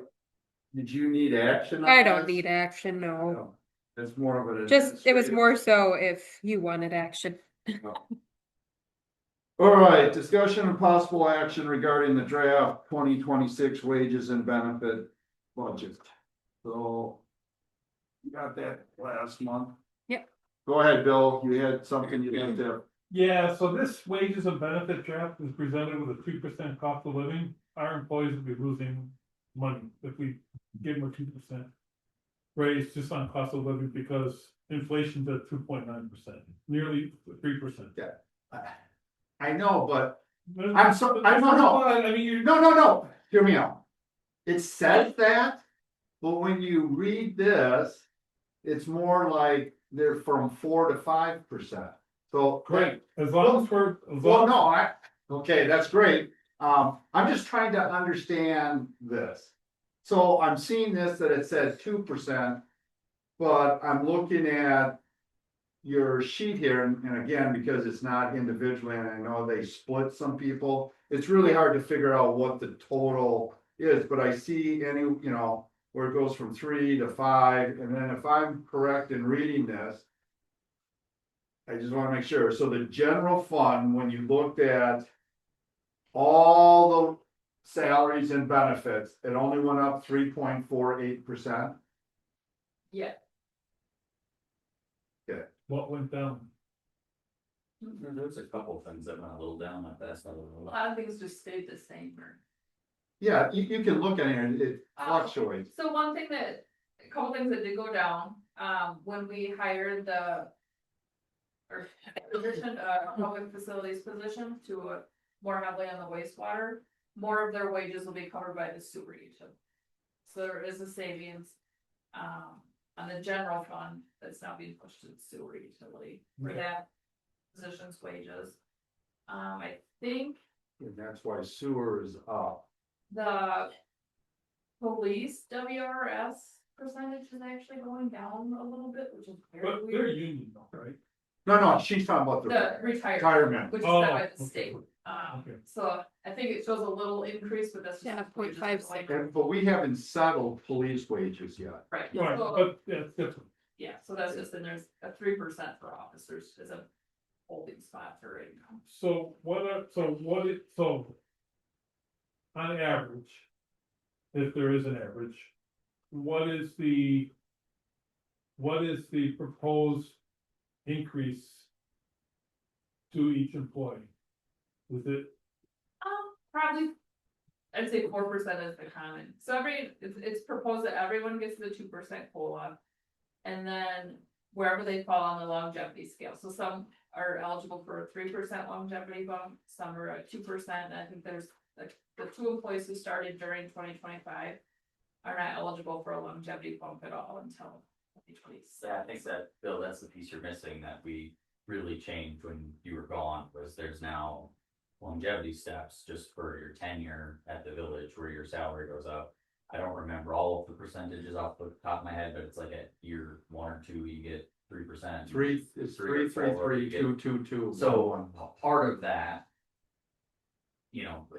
so it's a little hard because not every year do you get a longevity jump, but if you're like averaging that out, sure, there's, there is baked in increase outside of the COLA.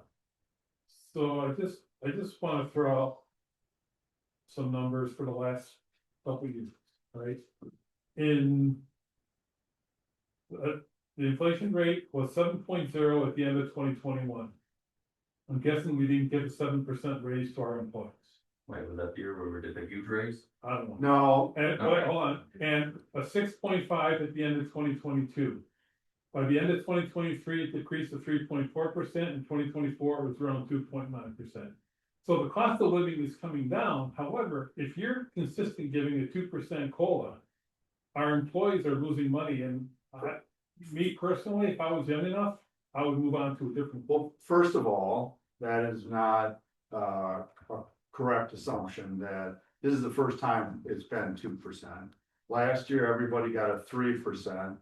The year before that, some people got as much as 11 to 14% increase. We did big Market jump. adjustment. Yeah, adjustments, all right.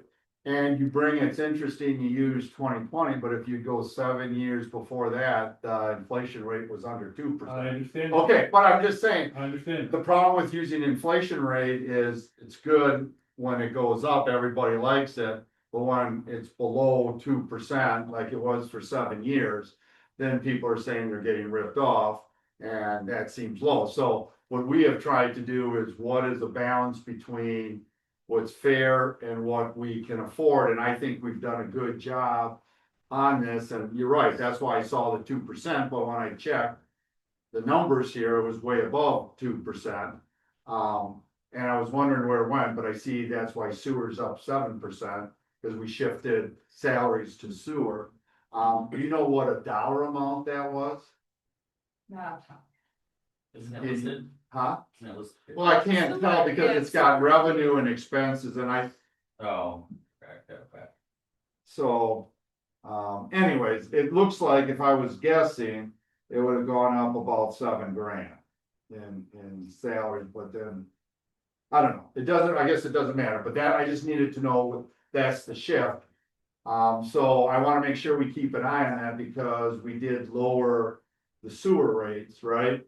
So, and we should be getting a report shortly on upgrades that we need in the sewer plant and talk about that, so I don't wanna short us by grabbing, like I say, I'm gonna just let it go that you guys have looked at that, you're not gonna put our sewer, in jeopardy of finances with that, because there was a plan there.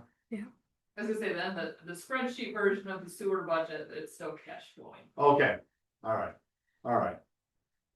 Just letting you know with respect to that sewers that you do have that $7,000 in operation, but you also have a $6,000 increase in health insurance. So I took it, but the health insurance was straight across the board. That was for all employees, so you saw that in all of these, Yeah, but. so that was a consistent. Right, but because they moved the employee more into sewer, his health insurance is getting Yeah. paid out of, so it's a 7,000 salary and a 6,000, it's a 13,000 jump for. I understand, From yeah. 1 year to. Yeah, I see what you're saying, thank you, Yes, yes, it's also the yeah, health insurance aspect, not just salary. Yeah, right, That's what I'm right. seeing. When you're talking about the overall cost, yeah. Right, that's what I'm. Yeah, Okay, so I got another question here. You have village portion of health insurance premiums have increased 11% in 2025. And the numbers still don't add up in my head if the average is 3.4% raise or even 4% raise. Where if health insurance, which is a big portion of an employee's salary no benefit. or benefit, right? Then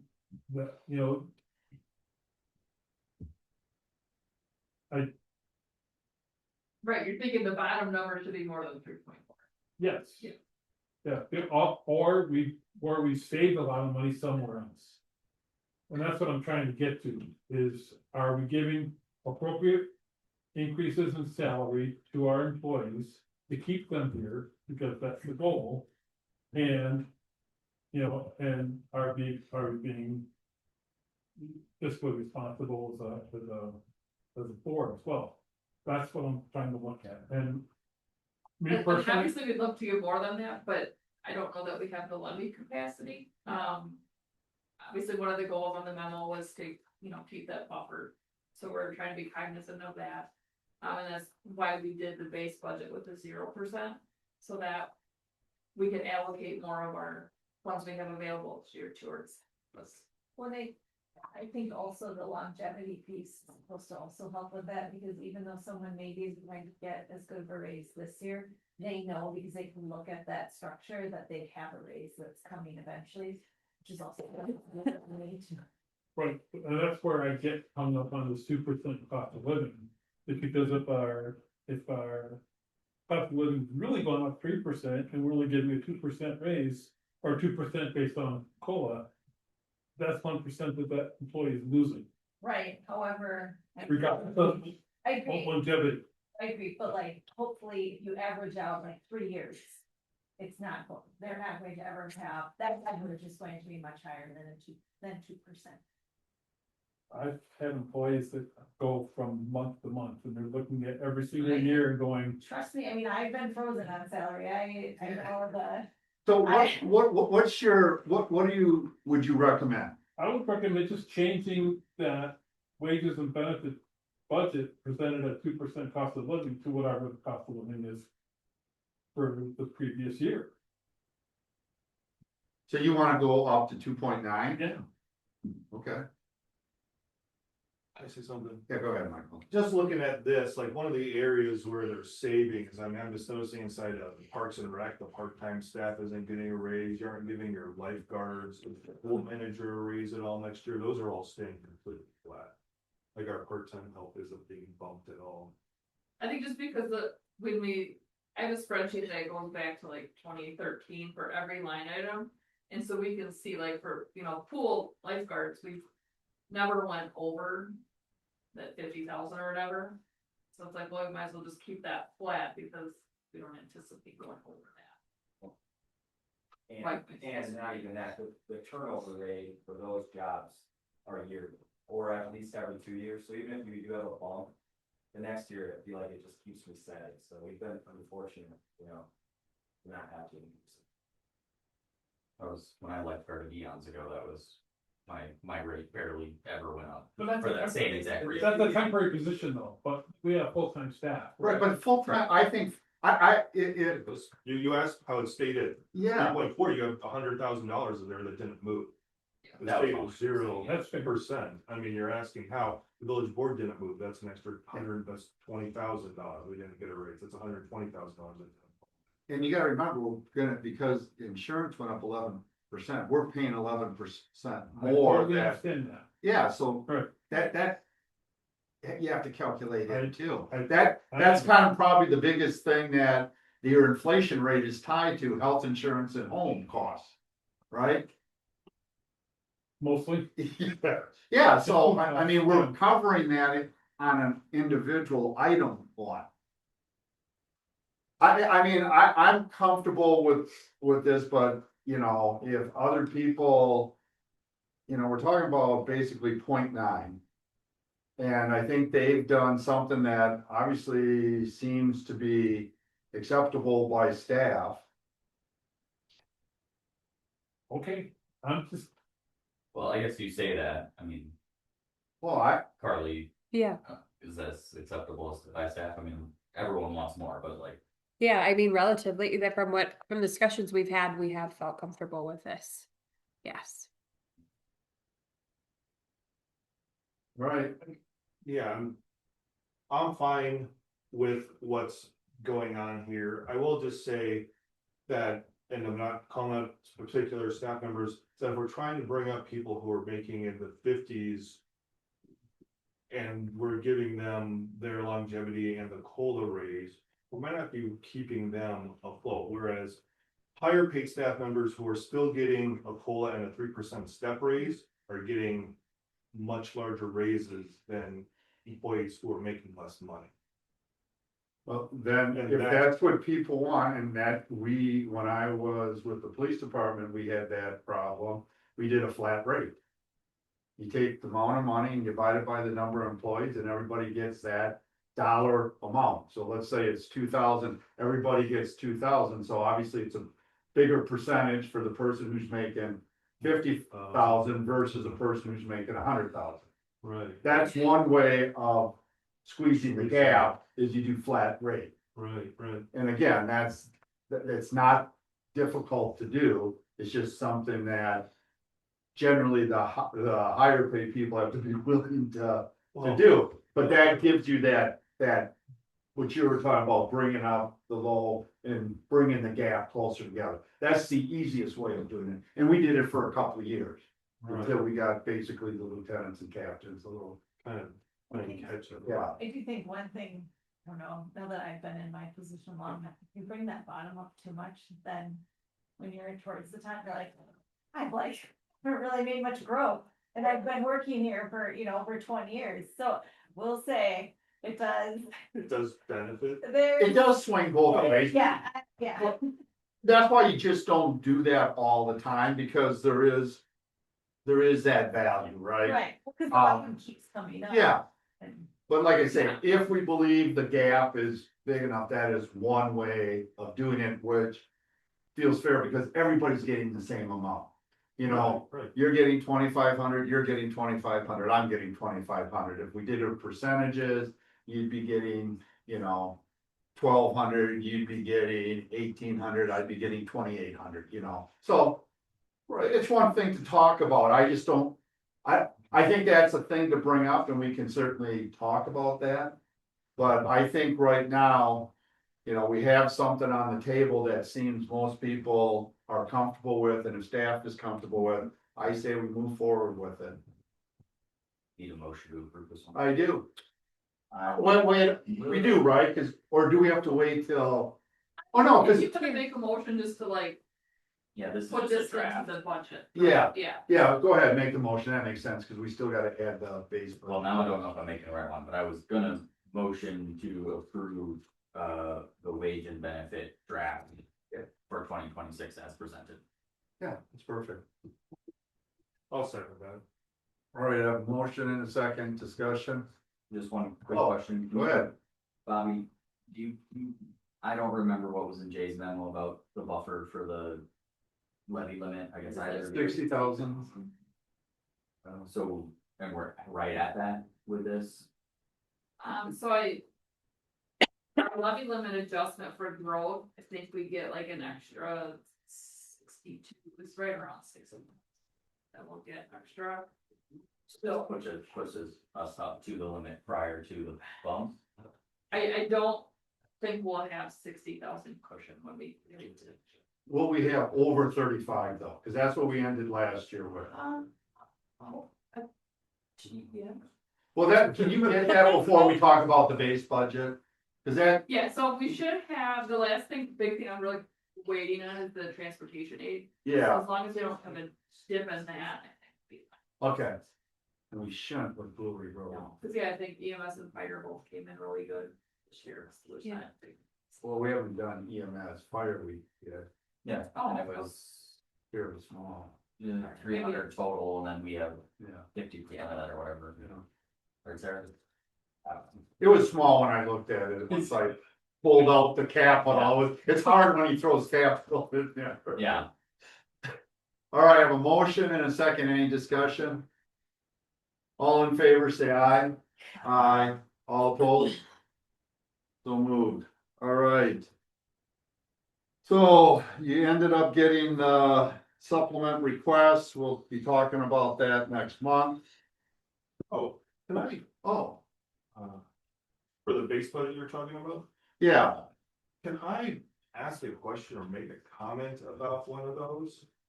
I would wait. does Here's what I would ask. You can send me an email. Yeah, send her an email if you want clarification, because I really don't wanna But, get into the discussion right now. but it could change our discussion, I just don't wanna delay things inside the budget system. Because, I'm just gonna say it, okay? I'm not gonna win anyways, go ahead. You can just listen to it Yeah. and whatever. Alright, Okay. The maintenance of meter thing in here, we're talking about the big meter changes, he's talking 200 replaced over the next 5 years. These look, my question is. Are these going to be the same style of meter, because I believe there are smart water meters out there, which would help residents detect leaks a lot faster rather than waiting a month. Have we considered doing those, especially over the next 5 years, if we're thinking about replacing 1,000 meters? Now is the time to start thinking about using the technology that's available inside of our metering system, especially with our excessive water bills. and just, can I just? That was. No, and that is perfect, because I was actually gonna talk to Matt about it, because Oh. today, MG&E replaced my meter with a new smart one. And not only that, they no longer have to drive down the road, it automatically goes to the building, so I was gonna call him and ask him if that's what we're getting. So currently the meters and the readers that we use are capable of doing 2-hour reads.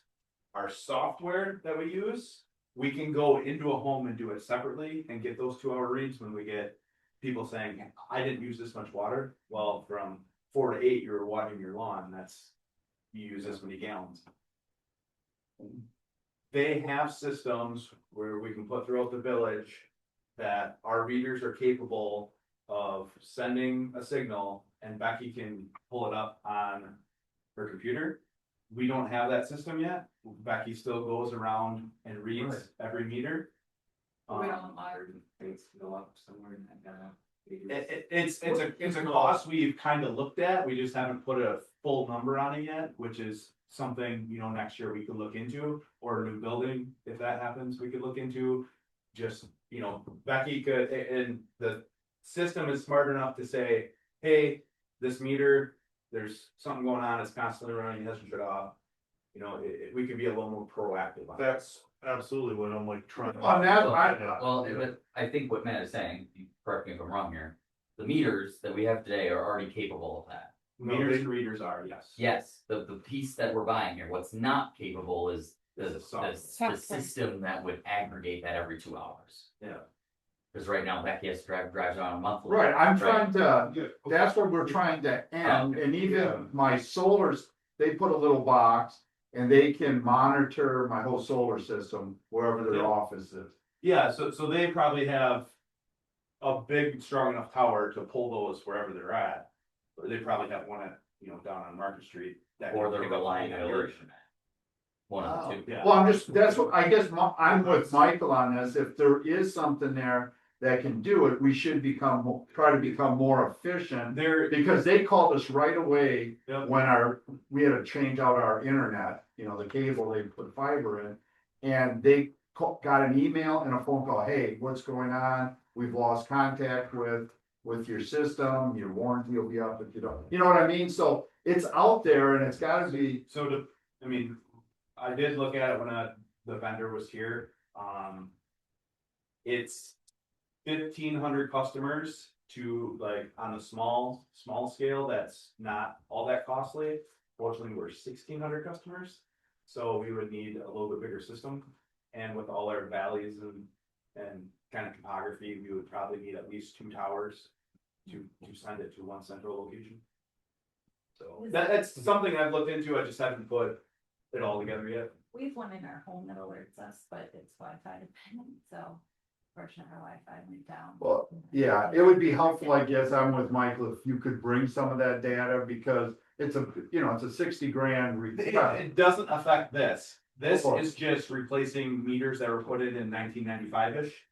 That were supposed to be replaced every 20 years, and now we're 30 years in. And he's saying the meters he's replacing with can already do 2-hour reads. Yes. The problem is we have nothing to collect reads So every 2 hours. We need to replace, what is it, 980 meters or something that was put in between 94 and 96. To help with our cross connection also that we need to do 170 residential homes with. Kind of, we're getting 2 birds with one stone, right? We're upgrading our meters to more efficient meters. Hopefully, you know, monitoring water better and doing our cross connection part of the PM. So it's kind of full purpose I thought we hired a company to do that. for commercial. Oh, for commercial, Yeah. okay. And industrial. All right, but I guess, yeah, my question is, are the meters that we're considering, Yes. are they communication Futuristic. Wi-Fi, are they? The current equipment we're putting in, have been putting in the last 5 or so years is capable of sending signals. But not via Wi-Fi. Not being why somebody has to still drive around and. No, or you can have the antennas that he's talking about. Currently, our system, our software supports Becky driving around Right, the village. but we could upgrade our software But that's separate of meters. Yeah, so the meter's already good, but The hardware's you good. need antennas That'd be a to total replace separate Becky's cost. drive, if that makes sense. It does. Okay. Okay, well, that's just what I was making sure, because I thought I had a conversation once with Becky where there were like smart meters that were Yep, and smarter than the ones we were even replacing with now that had additional features that Yeah. internet enabled, like somebody could just bring up on their phone and be like, oh, is my water meter moving? Like, you could actually do things like that. And that's what my solar, Somebody could. I'm sure they are, Yeah. but I think with the complete, you know, meter and reader as it is, it's like $500, $600 a house. So it's, I mean, if we wanna spend $800 to $1,000 a house, I'm sure we could get those, but I don't think that's what we would wanna do. What do you mean meter and reader? So they're two different pieces, So you have a meter that actually the water goes through, right? and then you connect a reader to it that you get outside the house, so you have less interference, and then it can send a signal. There's two components to it, where if you wanted to just go around inside every house like we did in the '70s. No, we we don't could wanna do do that. No, like I say, we're trying to be efficient, so we free up staff's time. I Yes. would rather have And Becky doing some of the good work that I know she can do, Well- instead of driving around Yeah. the village. the other part of it is, we have 1,600-ish accounts, but we have 900 meters that are not capable of doing that. So it doesn't really quite make sense Yeah. to get that other system if we can only read half the meters that way. So we kind of got to get all the other meters up to date before we can jump into this next phase. The other thing, I just want to make sure we're doing it smart. if you go to the smart ones, like Jay's stuff, that's gonna depend on your home internet. I'm not gonna connect mine to my home internet. Yeah. Cause I don't wanna consume my bandwidth on the municipal thing. So now all of a sudden, if you have that dependency on the homeowner, like allowing it access to their net or whatever. Sure, it's smarter, but you're gonna have a subset of people who are gonna go, screw that, I don't wanna, and then you still have that keep driving around. So the only surefire way to get around all of that is to not have it depend on your Wi-Fi and to have it like antennas nearby or whatever to collect that information. Right, or a cell phone charger or something. Yeah. Good enough. All right.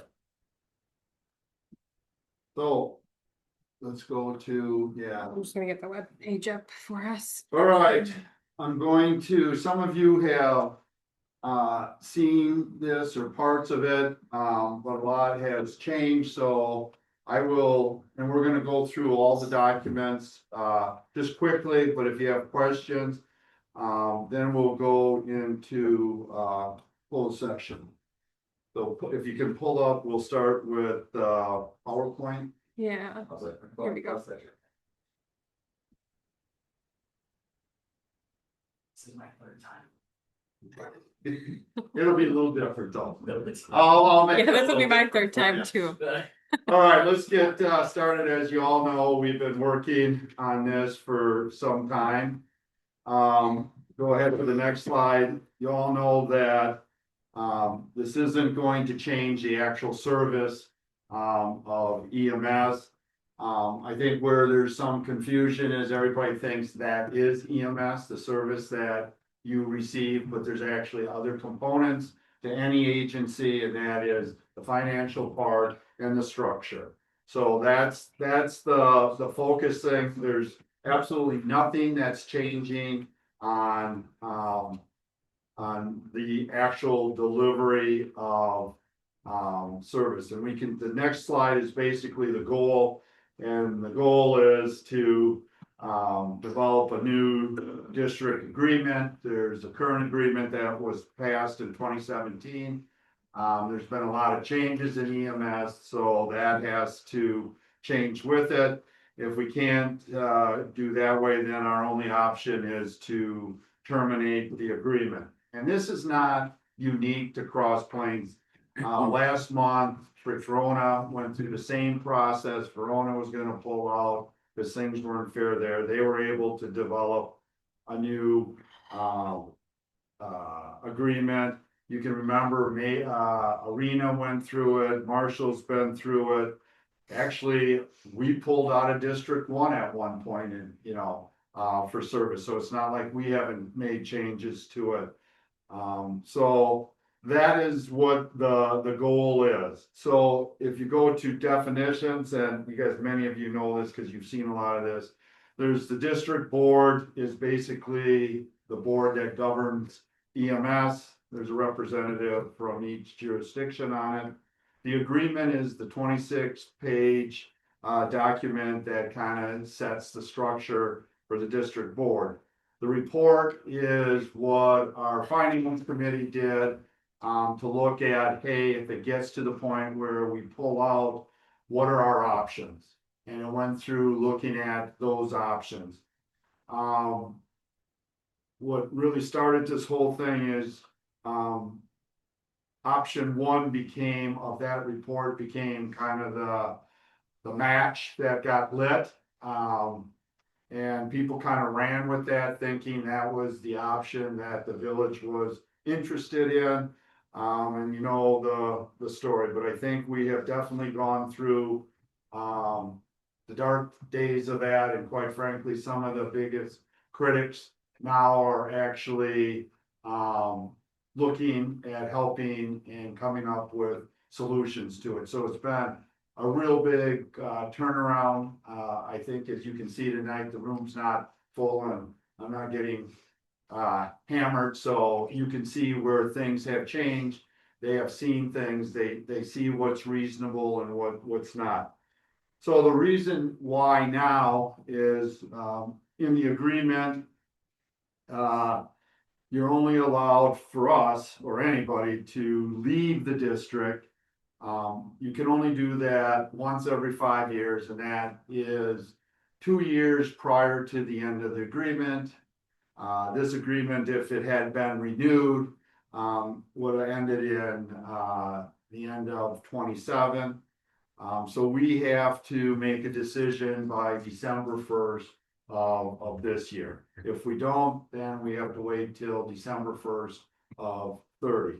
So that's why we're working now. Now, just so you know, we have sent out a legal document that Paul wrote for us to extend that deadline from December 1st, 2025 to July 1st of 2026. That's went to all the clerks and all the chairs. We will, with a request to bring it to their October meeting. So by our October meeting, we should see if they're interested in saying. They verbally at the last district board meeting said they were willing to talk with us. And actually EMS staff have made some suggestions themselves. So that's kind of where we are, what we're involved in. All right.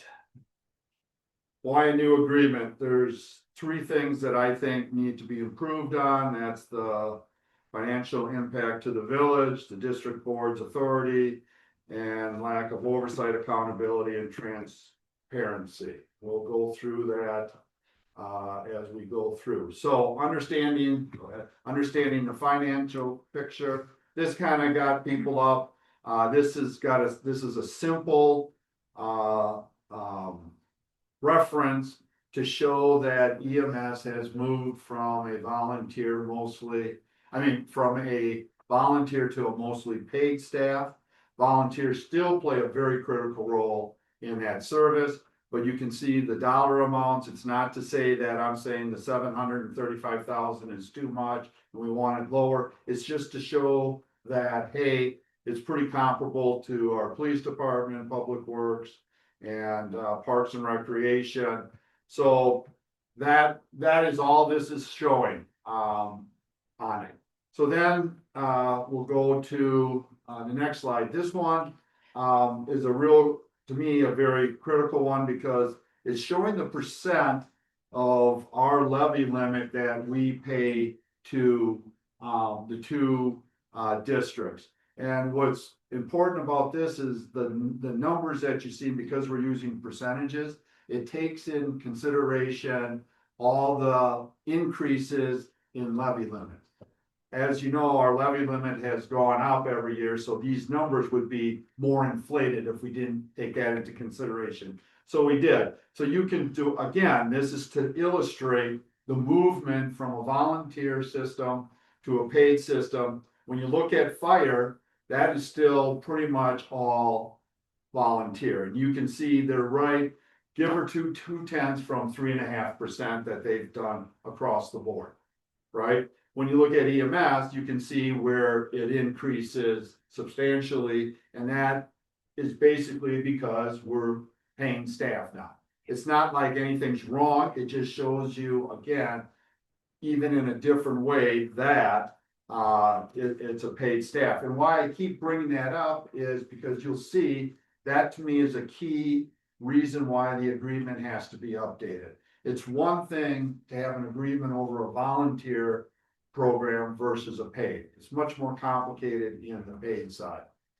So when you look at the shared revenue, that we have, this is the breakdown of it. And again, you can see where even though fire has gone up, their percentages has kind of stayed the same, and that's because of the growth within the village and the levy limit. And you can still see with EMS, it kind of just backs, that idea. All right, so that's the financial picture, why I believe the agreement needs to be adjusted. So now let's talk about, the district board. Most of you know a lot of this information. It's one vote per member.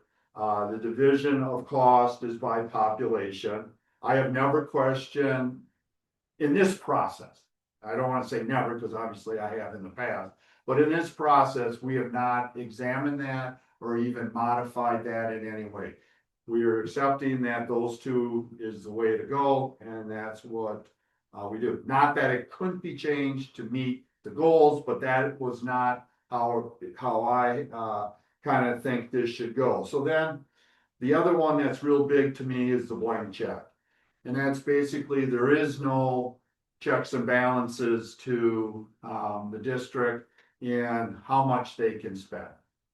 So, you know, that one year it went up 128,000 for us. That was a hit for us.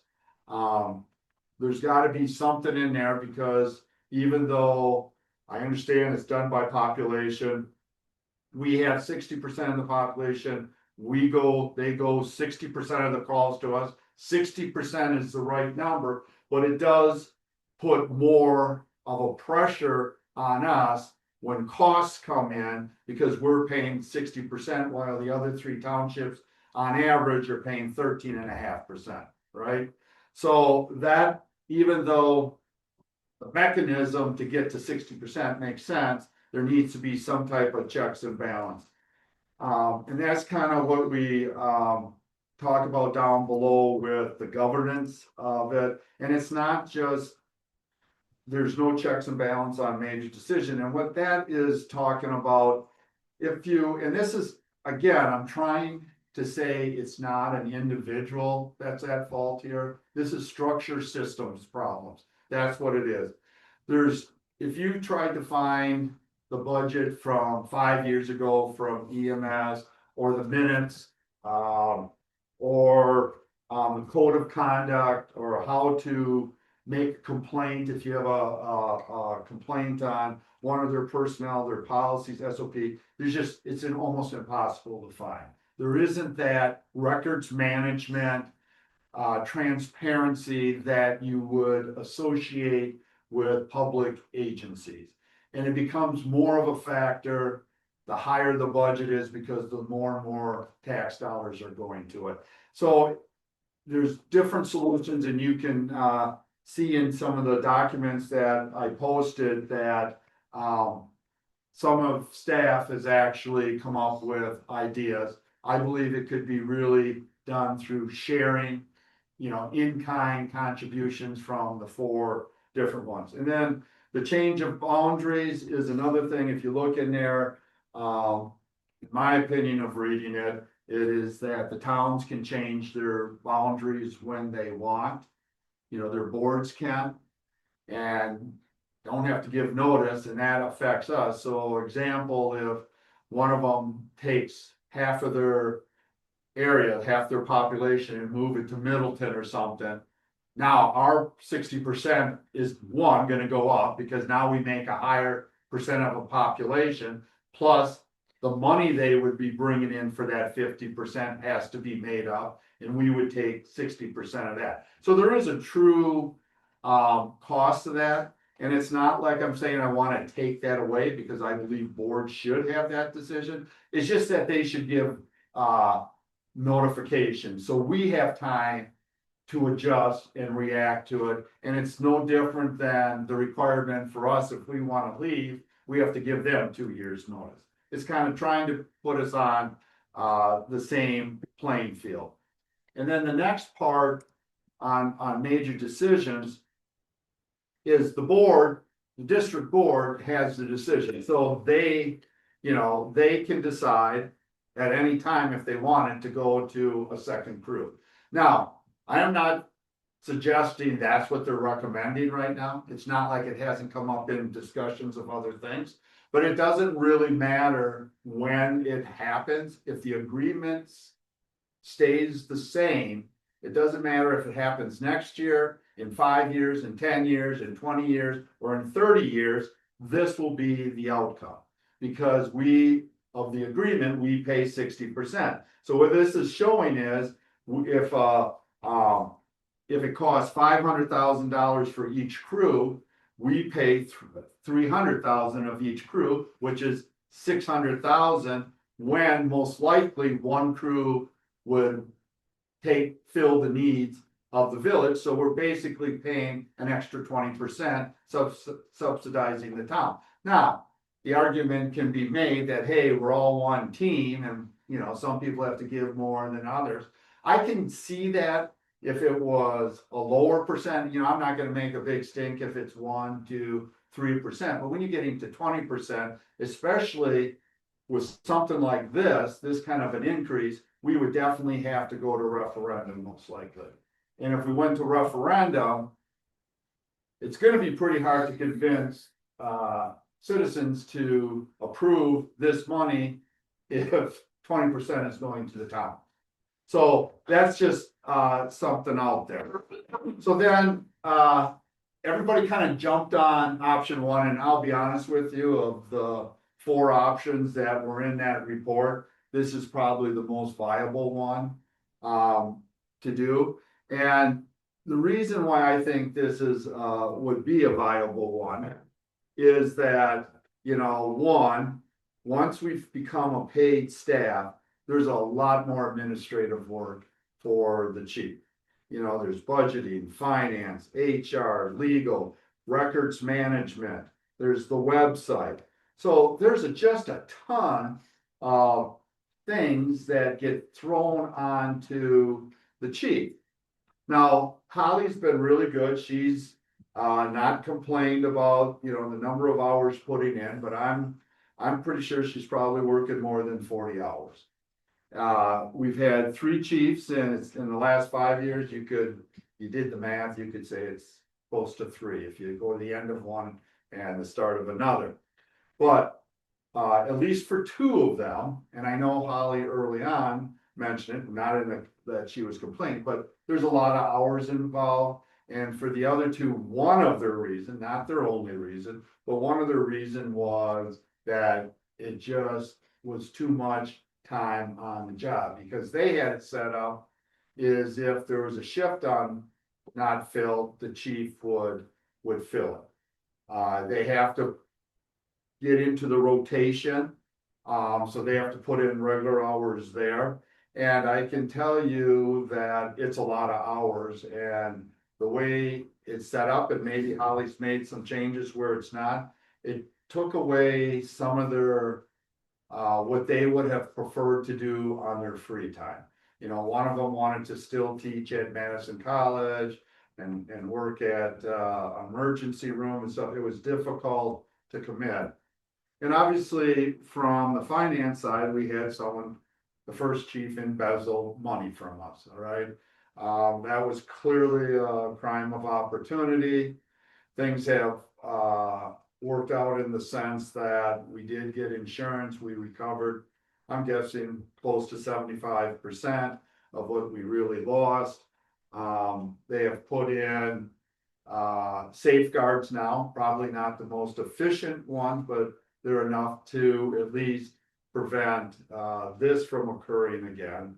And then you got to remember, we hire a chief as a practitioner and not so much as a administrator. I mean, Carly's skill set is very different than Holly, but yet a lot of what Carly does, Holly has to do, because that's an island there. So those are things that would be beneficial. Obviously, you've all heard of the cons to it, and like I say, that is not my first option. That is an option, but it's not my first option. So the other thing that we have to look at with that option is what impact does that have on village staff? And this is kind of what Bobby put together, and while it has hours and a cost, it wouldn't necessarily truly be, on one slide, was that the next one? Yeah, Uh, you're up one, that's. all right, well, I'll go to that one then, okay. Okay. I had them wrong in mine. Here we go. Mine folder, so I'm just going here. All right, so, let me just, okay, so. If option one was, what would be the financials of it? So if all the townships stayed, essentially there'd be zero, right? We'd be doing everything pretty much the same, so there wouldn't be. If all the townships left, you're looking at about 260,000.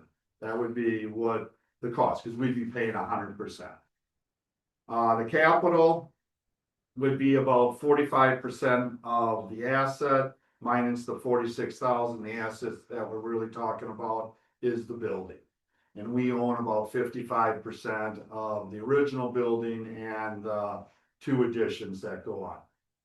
So depending on what you think that value is, but just to give you a perspective, if the building was worth 500,000, we would own about 275,000 of it. The other 2, and that's the other thing, Springfield, town of Springfield has no investment in that asset, so it would be between the town of Cross Plains and the town of Berry, and they're about 50-50. So it'd be 225 would be what we would owe, but now you gotta minus the 46,000 that they would owe us because we purchased the land and made it, gave it to the district with the understanding if the building was ever sold, they would, the other jurisdictions would give us 46,000, so that knocks it down to basically, 179,000 split into 2. So our capital cost would be about 180,000. And that's perfect. If you think it's $1 million, it'd be double that. But I'm using 500,000 as that. The ambulance, again, we own probably closer to 58-59%, kind of what percentage that was at the time. There's gonna be depreciation on that, so I'm not even guessing what that would be. I can tell you the current one that we're replacing, they feel has no value to it, so we're keeping it as a second ambulance. All right, so there's that part of it. So now we get to this. So this is what Bobby put together. It's not where I would say it's rough numbers. Would you? Yeah. Yeah. And that much every, yeah. Yeah, and the thing is, some of the stuff is already built in. There was a one-time thing like management support team. Right. She's would be part of the management team. It's not, so lose some hours, but it's not like that's an extra cost to village taxpayers. The website, social media support, I'm sure Becky would have some, front end costs, but then after that, it would be just updating, the chief would still download everything for the records management and everything like that. But there's definitely a cost to some of that. But anyways, that would be what we would be looking at. We certainly have to break that down a little bit more. And I threw this next one in because I think it's somewhat related to a number of things. So beginning of the year, EMS presented a model that they would like to shift from a traditional EMS model to a community EMS model. And this caught my eye, and of course I'm extremely supportive of it. Basically, the traditional is you're at the station when you get a call, you go, you deal with it, come back. And that'd be similar to policing, where when I started, we were probably 85% traditional. We drove around in our cars until we get a call, we deal with it, we leave. The community model is that when you're, instead of being at the station waiting for the call, you're out doing other things like building relationships with, other providers, for example, you get to know the people involved in the mental health area, the aging area, the juvenile area. And you also get where you do preventive, so you have something where you're constantly, let's say, once a month, getting a call to someone because they're not taking their insulin, right? So they go into it. So what you would do is go in and try to build a support system so that doesn't happen anymore. So it may be a family member that calls, every day at 5 o'clock and say, hey, did you take your shot? Or did you take your pill? Or they stop by, or you send a referral to visiting nurse service. It's getting in where they're actually playing a role in the community, in the prevention and service side of it. So to me, that is absolutely an outstanding idea. I never actually even heard about anybody else doing it. I know in Madison and some of the other, they have what they call care, but that is strictly going to police calls that have mental health issues. So it's handled in a medical way instead of a law enforcement. This seems more, now you can see forward in the report, if you read the report, it's exactly the presentation they gave us. I copied it in because that's how important I think it is. All right. So then the funding options, as mentioned a little bit earlier, if everybody would stay together or contract with us, the budget would pretty much stay the same. There would be no real changes to it. The other way to increase service area, and the reason that's there is obviously it's tied to population. So the more population you serve, the less cost per person. So I just don't see that happening before December 1st. The closing of TID 3, we had a meeting, was it last week? Yeah, last week. Wednesday. So it looks very, very good that we'll be able to close the TID in 2028. And that should, again, we're gonna double check, but my understanding of the TID, I think that'll free up about $300,000 for us when we close that. It'll be a lump sum about 100,000 if I looked at the numbers right, and I believe we'll get increase of about 300,000. But we're double checking so we all understand this. And then the fourth option would be to go to a referendum to cover the cost. And again, it can be from 0 to 260. So that's what I wanted to cover on this. And then I'm just going to quickly go through some of the other documents that you received. Are there questions on this? And I don't want to go into necessarily agreement because we're going to be doing that in closed session. Right. Are there any questions on the data here? I can tell you, I am extremely confident in the numbers that we have been using, both in the report and in this PowerPoint. Nobody's come up with anything to counter any of that. Most of the counters have been more personal and trying to tie this into changing the actual service that's fee. So I think I'm pretty confident in those numbers, but of course, we would always recheck them. All right, can we go to the Wisconsin EMS Association memo from Mr. DeYoung? Okay, you all have received this, and I just want to quickly go through to just make sure everybody understands what this says and what I agree and disagree. So, number one is that they were not, he was not happy with my comparison because it was a standalone district versus departments. I agree with them. That wasn't the point. The point was just to show the amount of money and have a reference point. He does talk about comparing it to another district, which we did when we compared it to the fire district. And the metric. So then a second full-time ambulance, that was number 2, is not supported by the data. I agree 100%. That was just an example of how the agreement would affect a major decision. So then, the oversight, accountability, and transportation, that is all tied to the service part of the, when you look at the 3 parts, number 3 for what he's talking about is the actual service, and that is definitely have oversight and accountability because they're providing a medical service. That's not what I'm talking about. The transparency, oversight, and accountability I'm talking about is the structure. It's the actual district and the governance of it, not the actual part of actually doing it. And then there was the value of the district model and the real cost.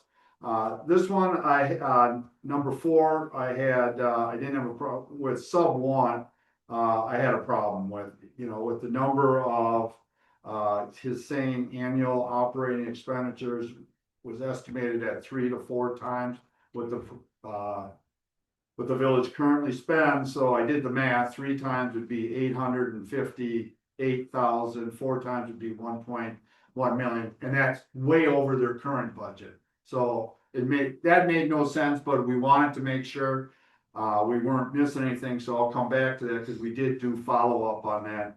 The shared revenue and maintenance, the MO requirement, that is very true. That is when Act 12, when we ended up getting that boost in state aid, they did tie it to that you could not reduce your staff or service for all first responders. So that was fire, EMS, and police. That is not a worry because we're not looking to change anything on that side of it. And if he's correct with the 3 to 4 times, we're actually going to spend more. So that's not really applicable to it. And then 6 is the process part of it.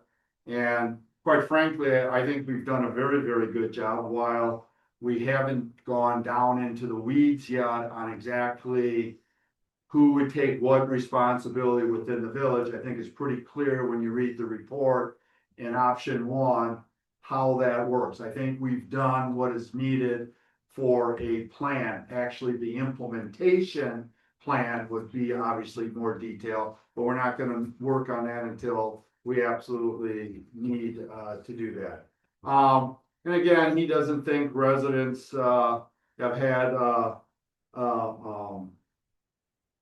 open discussion on the facts and stuff. I disagree. We have been extremely open and extremely solid on what we're looking at, and the whole thing about the second ambulance, I was never proposing to go to a second. So we did sent an email to him to follow up on I don't have that here. I got Holly's for the second one. Thought I had that. Well, anyways, the email basically covered a lot of it should have been in the whole packet. You have, were you at the end of that one? Yeah, go to that. No, go to that. Yeah, I'm on it too, like where she asked to clarify. Yeah, that's at the end. Go to, Yeah, she clarified about the estimate of the 3 times. right. And again. Oh, there it is. Yeah. Oh, you got it. Okay. There we go. I thought we had it. So we did that, and you can see his response. You can, I think. Yep. Yeah, It's in here.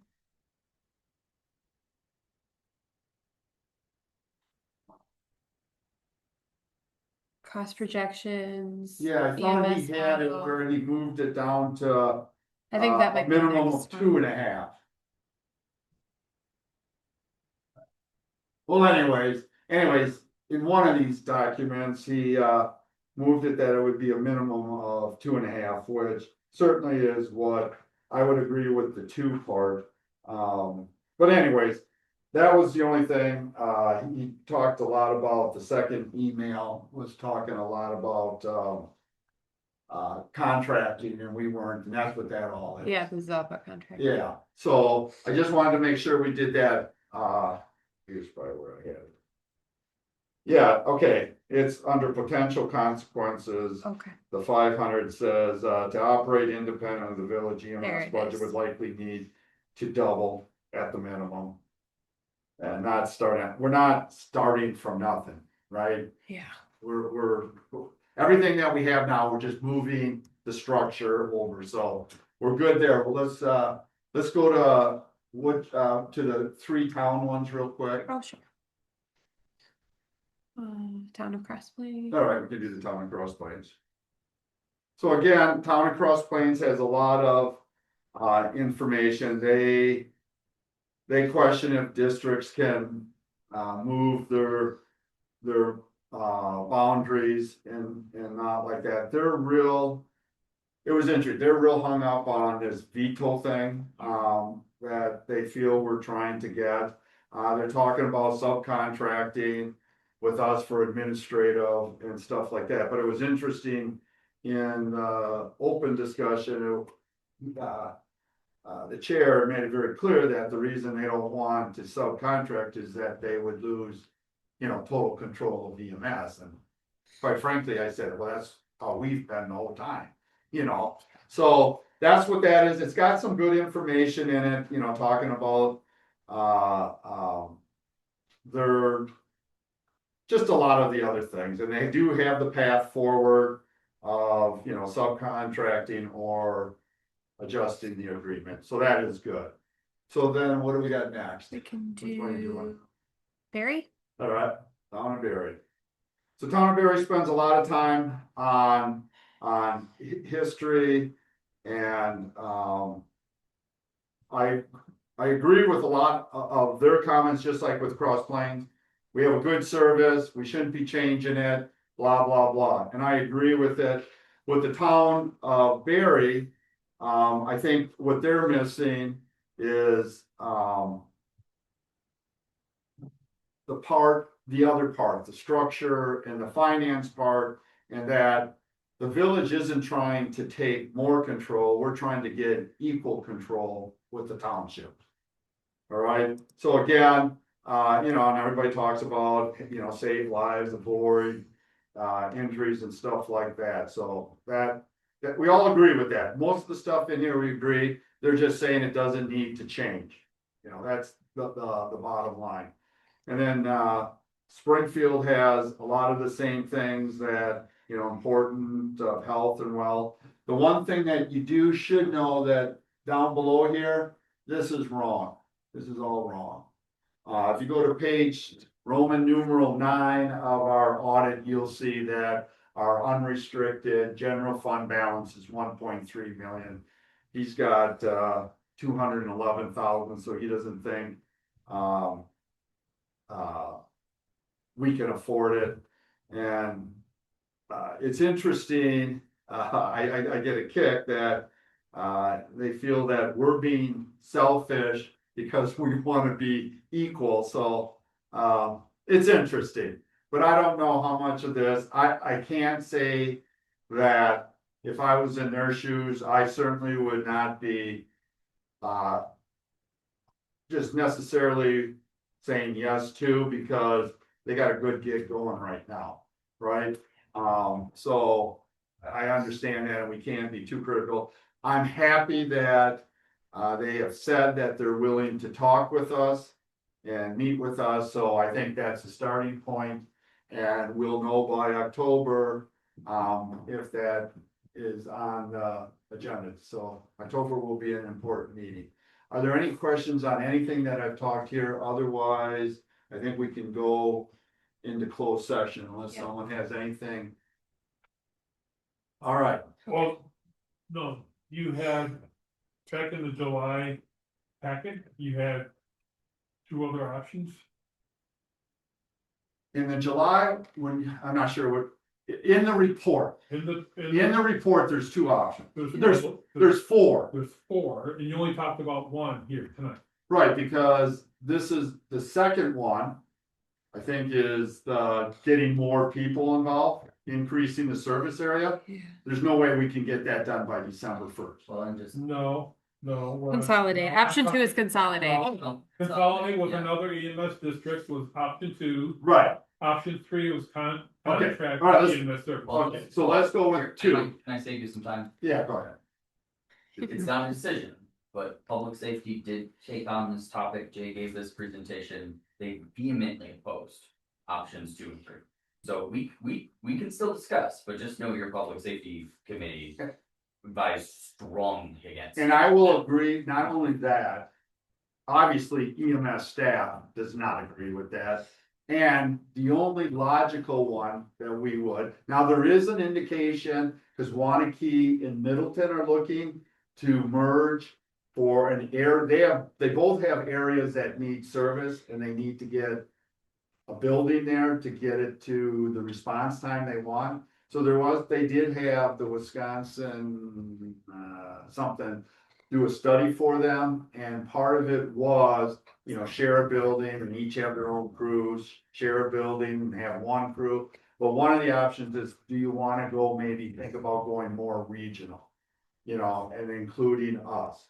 But again, that is years and years away, and it would be very difficult because their paramedic level were advanced EMT, and that's the same way with merging with District 1. Their basic level were advanced, so it's not it's not a match. The only one, and I thought Mount Horeb was paramedic, but at the last district meeting, someone said they were advanced EMT. I haven't checked that. So there's really not an option to merge unless we make major changes. I'm just saying. No, No, but you said you want to talk about everything, so I wanted to get. No, that's fine. And it is absolutely, there's only been one person that I've talked to that would be in support of subcontracting out. And when I called Ryan Brothers paramedic service or ambulance service, whatever they call themselves, he was really honest. It generally doesn't break even until you hit a population of 10,000. And you saw in here on the Youngs, Lake Mills just went, so I had their numbers. And if you looked in there, I told you in there, it's kind of a general on what it would cost, and it would cost more to have contract services.